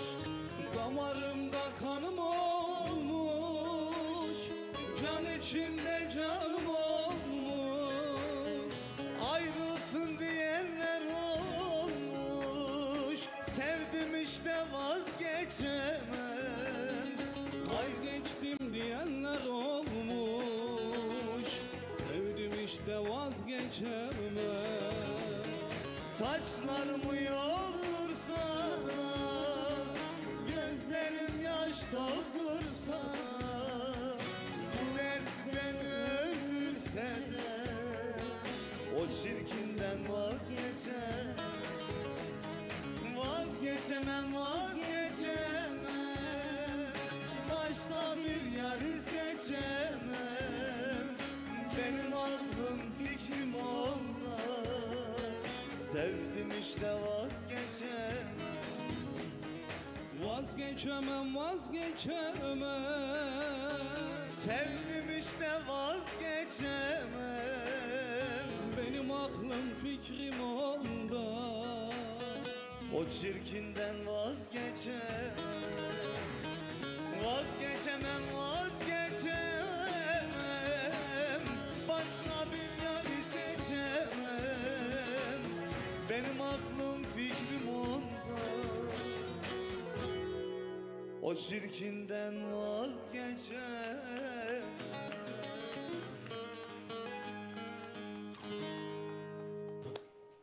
Evet, Ayhan'ım, standart ağzına vazgeçemem. sağlık, değil mi? Her hafta olduğu gibi. Bizim favori türkülerimizden Oktay abi. Nasıl, Maşallah, beğendin mi? Ağzına sağlık.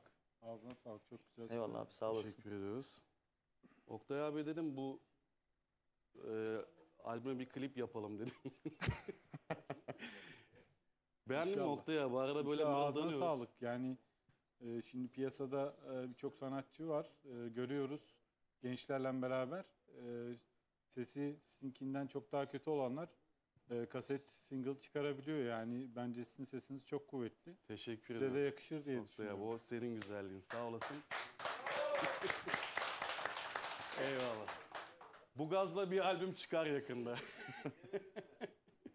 Evet, şimdi kısa bir reklam arası, sonrasında Demirhan Madencilik katkılarıyla Biz Bize Türküler devam edecek.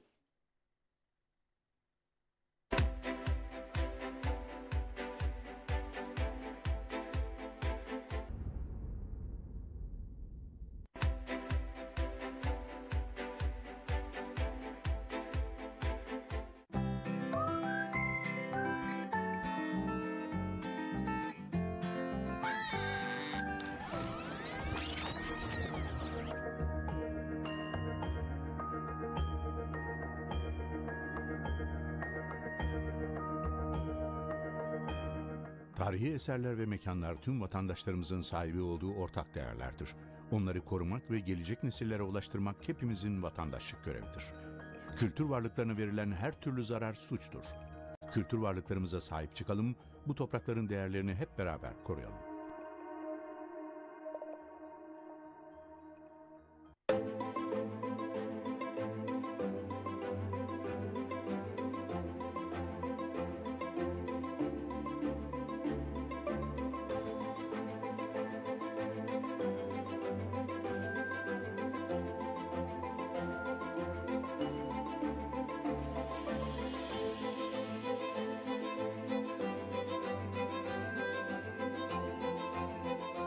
Tahrip edilen, yıkılan, çalınan her kültür varlığı geçmişimizden bir parçanın sonsuza kadar yok olması demektir.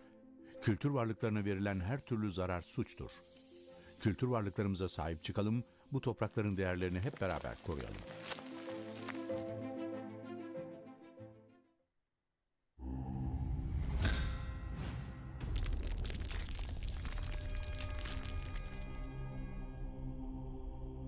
Bizi izlemeye devam edin. Evet, Demirhan Madencilik katkılarıyla Biz Bize Türküler programı tüm güzelliğiyle devam ediyor kıymetli dostlar. Mesajlarınızla varlığınızı hissettiriyorsunuz. Eksik olmayın. Teşekkür ediyoruz. 0541 483 60 60 WhatsApp mesaj hattımızın numarası.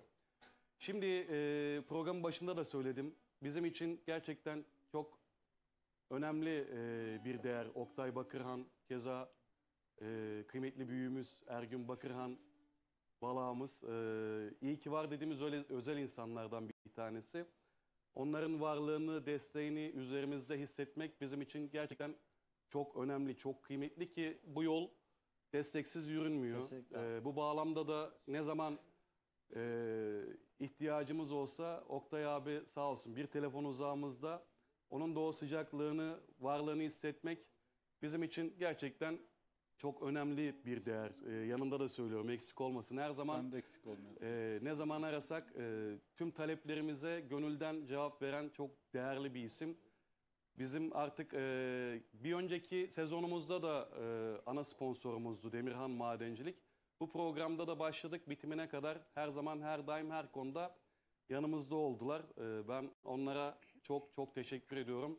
Teşekkür ederiz. Bizim Oktay abimize küçük ufak bir sürprizimiz olacak. Oktay abinin de haberi yok bundan. Şimdi Biz Bize Türküler programını hatırlaması için, bize olan hatırı sayılır desteğini hatırlaması için bizim ona küçük bir hediyemiz olacak Oktay abi. Evet. Bir kez daha çok çok teşekkür ediyorum. Biz Bize Türkülere kattığınız değer için. Bu güzel hediyeyi de inşallah beğenirsiniz. Baktıkça bizi hatırlarsınız. İnşallah çok beğendik. Yani bize tabii ki çok talepler geliyor insanlarımızdan, sanatçılarımızdan. Ama destek verirken biz de tabii ki insanların samimiyetine bakıyoruz. Yaptıklarına, yapacaklarına, onların gayretlerine bakıyoruz. Evet. Senin samimiyetin açıkçası bizim için çok önemli. Çok teşekkür ederim. İnşallah her daim yanında olmak isteriz. İnşallah. Ayteç'im. Mutlu olurum. Şeref Hediyen için de verirsin çok Oktay teşekkür abi. ederim. Eksik çok olmayasın. Çok teşekkür ediyorum. Bunu inşallah İnşallah bunu da ofisimizde bir güzel bir önceki yerde bizim adımıza, anımıza saklarsınız. Tabii inşallah. İnşallah. Çok teşekkür Ben ediyorum. teşekkür çok ediyorum. mutlu oldum. Çok sağ Oktay olasın. abim. Tekrardan katkıların için, hattı sayılır desteğin için çok teşekkür İnşallah. ediyorum. Ben. İnşallah önümüzdeki sene de inşallah programımız devam eder. İnşallah. Evet, bu ben bir şey demeden Oktay abi dedi. İşte anlatılmaz yaşanır dediğimiz bu olsa gerek. Ben ne kadar da kelimelerle ifade etmeye gayret göstersem onun kalbinin, yüreğinin temizliği, yanımızda maddi manevi desteğiyle bizi gerçekten her kulvarda mutlu ediyor, onure ediyor, desteğiyle güç veriyor. Varlığı daim olsun diyelim. Tüm Demirhan ailesine de, Bakırhan ailesine de sonsuz teşekkürlerimi sunuyoruz. Her zaman başarılarınız daim olsun. İşiniz gücünüz rast gitsin, Amin, bereketli olsun amin. inşallah. İnşallah.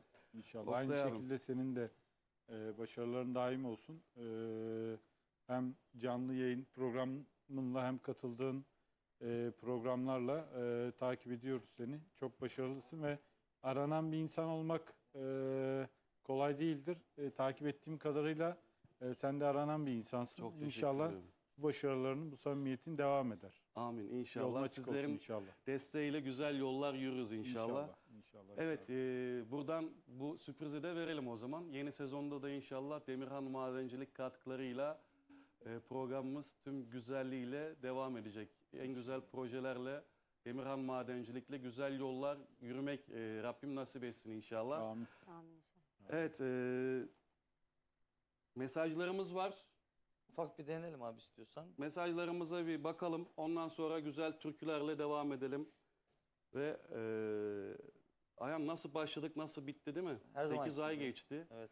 Koca bir sezon. Çok gibi. güzel anılarımız oldu.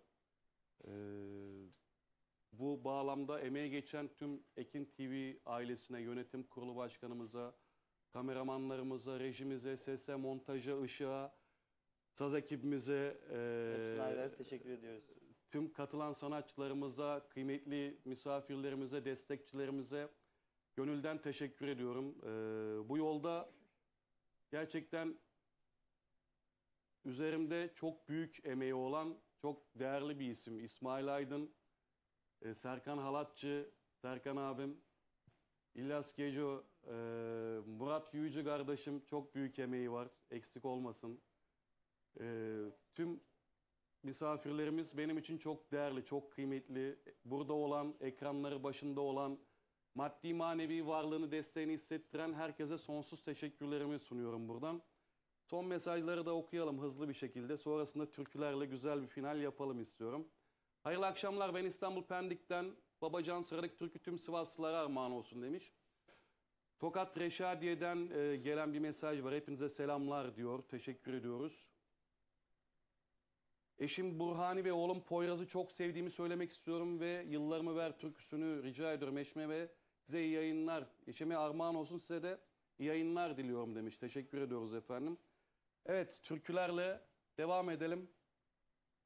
Abla sendeyiz. O zaman şöyle güzel hareketli bir türkü yapalım. Yüce Dağ başında üzüm gol atmış. Peki, Sevdiğim Filiz Ağar'ın saçını o muhteşem yanına sesinden, bırakmış. yorumundan güzel bir türkü gelsin. Hazır mıyız arkadaşlar? Hadi bakalım.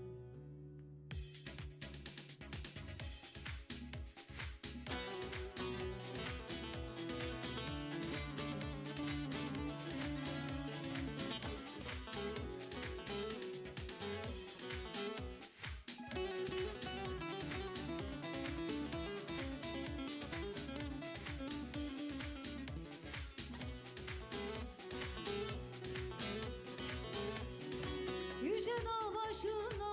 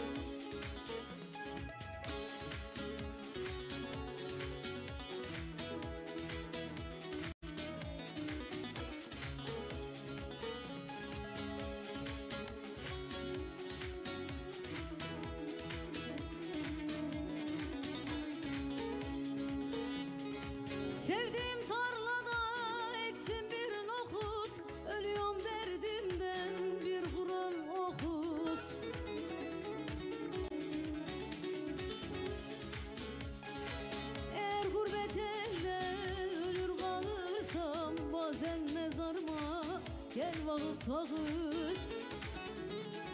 Eğer gurbet elde ölür kalırsam bazen mezarıma gel vakit vakit. Eğer gurbet elde ölür kalırsam bazen mezarıma gel vakit vakit. Bu güzel türkümüzle Hobiyarlı sevgili Rıza Balcı dedeme ve Selma yengeme de gelmiş olsun. Evet, selam olsun bizlerden de. Girişte hangi sesten girdik acaba? Anlamadım. Orada bir şeyler oldu ama anlamadım. Evet, bu arada Usluca köyünden bizi izliyorlar şu an. Selamlar olsun. Necmi Geco'ya sevgi ve selamlarımızı gönderiyorum. Necmi Geco amcamıza. O bizim için çok değerli, çok kıymetli. Ve tüm Geco ailesine sevgiler, selamlar buradan. Yine Arslan Dirice kardeşim programı takip ediyor. Tüm yönetime selamlarını ulaştırmış. Bizden de ona selam olsun. Alucra Karabökköy Dernek Başkanımız, kıymetli başkanım Adnan Saatçi programı takip edenler arasında demiş ki ha gayret seneye tam profesör bir şekilde güzel bir ses dinleyicilerini bekliyor demiş. Az önce okuduğum türkü üzerine. Başkanım hep destek, full destekli bir şeyler olacak inşallah.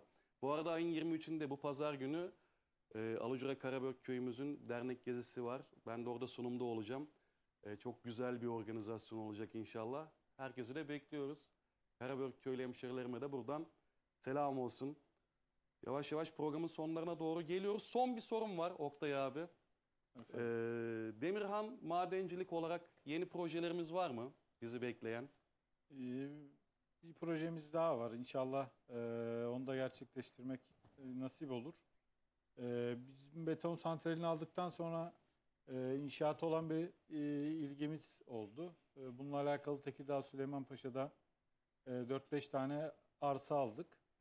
Ama bunlardan birkaç tanesini farklı müteahhitlere verdik.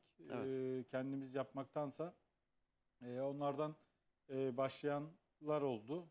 Bir iki tanesi de Eylül ayında inşallah başlayacaklar.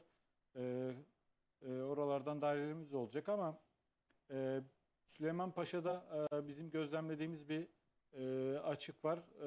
Burada kiminle konuşsak vatandaş ve kamu, belediye yetkililerinden bir otel açığından bahsediyor herkes. Evet. Süleymanpaşa'ya gelen misafirlerin hem konaklayabileceği, hem restoranına girebileceği, hem spasına girebileceği formatta marka bir otel olmamasından herkes şikayetçi. Aynı zamanda Süleymanpaşa'mızda sağlık turizmi de çok revaçta. Evet. Orada bulunan 2 tane özel hastanemiz Yunanistan'dan, Bulgaristan'dan ve Balkan ülkelerinden çok fazla misafir çekmeye başladılar sağlık babında. Bizim de inşallah bir arsamız var şehrin merkezinde. Evet. Ve bir iki tane otelin yanında. Burada otel yatırımı yapmak istiyoruz Harika. Allah kısmet ederse. Yeni bir otel projesi geliyor Demirhan Madencilik'ten. Bir iki tane firma var. Radisson, Blue ve Hilton ile görüşüyoruz. Evet. İnşallah onların istediği ve bizim istediklerimiz konsept bir araya gelirse projelendirip 1-2 yıl içinde oteli Süleymanpaşa'ya kazandırmak Harika. istiyoruz. Bu konuda sağ olsun belediyeden ve kamu kurumlarından da çok ciddi destek alıyoruz. Onların da teşviğiyle bu projeyi hayata geçirmek istiyoruz. İnşallah nasip olur. 1-2 yıl içinde bu merkezdeki arsamıza marka bir otel, Süleymanpaşa'ya yakışır bir otel projesini hayata geçirir. İnşallah. Ve insanlarımızı misafir etmeye başlarız. Eğer olursa da bütün Çamoluklu hemşehrilerimizi konaklamaya inşallah Süleymanpaşa'da otelimize bekleriz. Evet, diyoruz. inşallah. Sağ olun. Öylesi güzel projelerimizin Rabbim sayısını arttırsın inşallah. İnşallah. Süleymanpaşa için de gerçekten prestiji yüksek bir proje İnşallah olacağına öyle inanıyorum. olacak. Dört dörtlük bir proje olacak. Vizyonlu, Spasıyla, restoranıyla, barıyla, oradaki Namık Kemal Üniversitesi'ne de yakın bir bölge. Oradaki gençleri de düşünerekten, hatta eğer olabilirse Migros'ta da görüşüyoruz. Harika. Migros'ta bölgede yer arıyor şu anda Makro Center market zinciri için. İnşallah alt katında Makro Center veya Çok güzel. file marketleri olarak Zincir bir Migros'ta proje. anlaşmak istiyoruz. Harika. Hayırlı uğurlu olsun inşallah.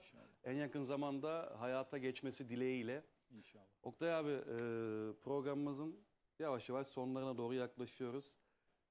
Seninle bismillah dedik. Seninle kapanışı yapıyoruz. Hattı sayılır desteğin için gerçekten canı gönülden teşekkür ediyorum ben sana. Her şeyden ziyade abiliğini hissettirdiğin için teşekkür ediyorum. O güzel kalbin, yüreğin bizim için çok kıymetli. İyi ki varsın dediğim özel insanlardan bir tanesisin benim Teşekkür için. ederim. Eksik olma. Sen de ağzına sağlık. Dediğim gibi senin samimiyetin bizi hep senin yanında olmaya yetiyor. İnşallah bu dostluğumuz bu şekilde devam eder. İnşallah. Sanatçı Ayhan Bey'e de teşekkür ediyorum. Ağzına sağlık. Filiz Hanım'ın da ağzına sağlık. Onun da burada olmak bizim için de bir şeref. Çünkü o bizim Çamoluk'umuzda, memleketimizde çok beğenilen bir sanatçı. Evet. Onun da ağzına sağlık demek istiyorum. Teşekkür ediyorum. Evet, o zaman yeni sezonda yeni projelerle Demirhan Madencilik katkılarıyla durmak yok, yola devam diyor İnşallah, muyuz? Oktay inşallah. abi? Devam diyoruz, evet. İnşallah. Teşekkür ediyorum. Filiz, Ben de gerçekten diyorum ki yeni sezonda ilk programda görüşmek üzere diyor. yeni sezonda da Filiz yine senle açacağız programı. Filiz'in ayağı kısmetli, uğurlu. Aynen öyle. Gerçekten bütün sanatçı arkadaşlarım hangi kanal olursa olsun direkt beni davet ediyorlar ilk. Filiz, sen bizim ailemizden birisin. Valla böyle ne zaman arasak, ricada bulunsak hiçbir zaman geri çevirmedin. Senin o kalbinin, gönlünün güzelliğiyle biz de radyomuzda, televizyonumuzda her zaman özel bir köşe açtık sana. Orada razı özel olsun. bir yerdesin. İyi ki varsın. Sizler de iyi ki Türkülerin o varsınız. güzel sesin iyi ki var. Yöremizi çok güzel temsil eden isimlerden bir tanesin her şeyin başında. İşte sizler de bizim sesimizi duyuruyorsunuz. Evet, severek, keyifle dinliyor ve dinletiyoruz seni. Hem radyomuzda hem televizyonumuzda. İyi ki geldin, ayaklarına sağlık. Her zaman. Teşekkür ediyorum canım benim, sağ olasın. Evet Ayhan, sezon finali için söyleyeceğin son sözler var mı? Finali Vadi Bizim Sevdamızla yapacağız. Güzel bir horon kurarız değil mi başkanım? Bu arada Vallahi ben, şeyin eski adı ne? Davaha. Davala. Davaha. Davaha. Ha. Ha tamam. Alucra, Çamoluk. Çok yakındır aramız. Çok yakındır. Karahisar'ı severiz, Akçiçek'tir sevdamız. Evet. Ama playback'i iptal edelim abi. Ben canlı okumak istiyorum. Vay canlı. Ayhan. Başladığımızdan beri ilk defa finali canlı yapacağım. Evet. Vadi Bizim Sevdamızla değil Aynen. mi? Şimdi Güzel, programların eyvallah. vermiş olduğu yorgunluk var. Cumartesi Şebin Karahisar'dan buraya geldim. İşte Evet. dün Şebin Karahisar Kocaeli Derneği'nin bir organizasyonu vardı. Orada sahne aldım. Haliyle yorgunluğum var. Onu atamadım. Bir de sezon finali yapıyoruz. Onun kırıklığım hani burgunluğum Hüznü var. var. Evet. İster istemez ama sonra da böyle canlı bir horonla yaparsak bence Aynen, olacak. güzel olur bence de. Tabii ki oynarız. Evet, ekranları başındaki Ekin TV izleyicilerine de çok teşekkür ediyorum. Hatırı sayılır katılımınız için. Çok değerli bir sanatçı abimiz var burada. Yılmaz Çelik. Evet, Yılmaz Çelik abim de. Sıra gecesi dediğimiz zaman, sıra geceleri dediğimiz zaman Yılmaz Çelik ve ekibi gerçekten bu işin duayeni. Yılmaz abiyle de çok güzel program yaptık. İnşallah yeni sezonda yine seni ağırlamak bizim için mutluluk verici. Yılmaz abi ayaklarına sağlık. Hoş geldin, şeref verdin. Yılmaz Çelik gerçekten sıra gecesi dediğimiz zaman sektörün duayeni.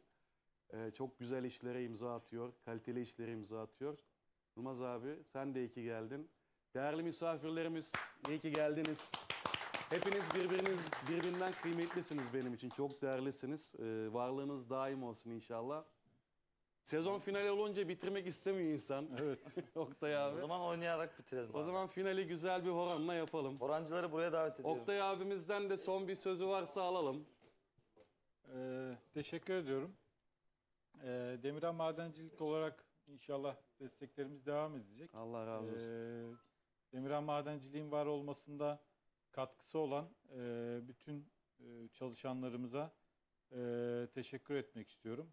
Onların özverili çalışmalarıyla biz tabii ki şirketimizi büyütüp bu tarz desteklerde bulunabiliyoruz. Onların hepsine selam göndermek istiyorum. Onların emeklerine çok teşekkür ediyorum. İyi ki varlar. İyi ki varlar. Ergün Bakırhan ağamıza, Oktay Bakırhan abimize, tüm Bakırhan ailesine ve sevgili Filiz Ağar'a güçlü bir alkış rica ediyorum. Çok teşekkür ediyorum.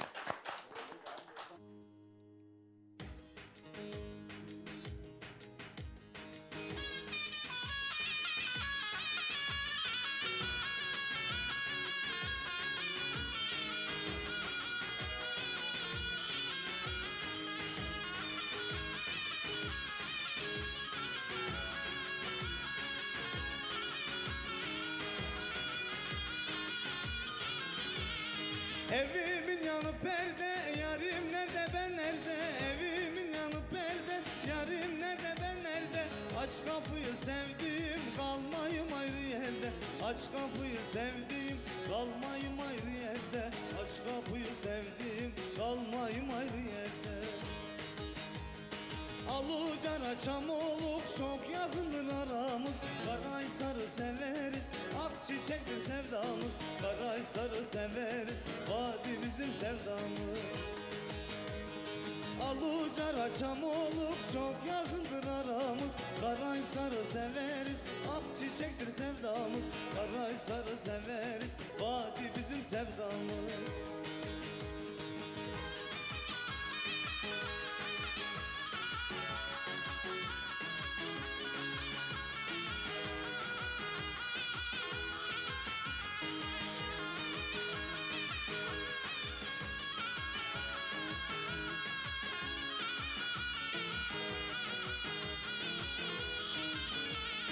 Alucara Çamoluk bugün hava ne soğuk. Kızlar gider yaylaya, gözleri doluk doluk. Gözleri doluk doluk. Salla mendili canı, yer yerinden oynasın. Seni benden alanlar alucurada durmasın. Salla mendili canı,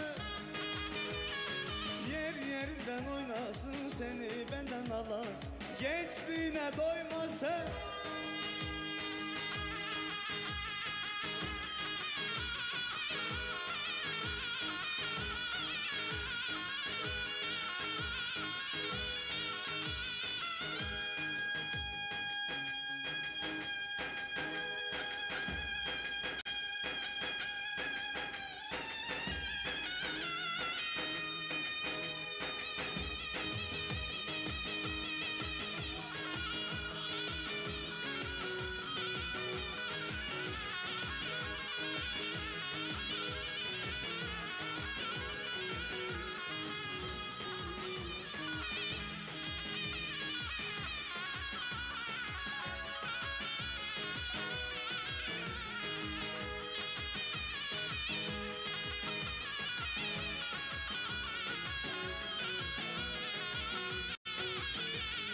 Karahisar balarının aslı kara kirazı çok hoşuma gidiyor. Güzellerinin nazı, güzellerinin nazı. Salla mendili canı,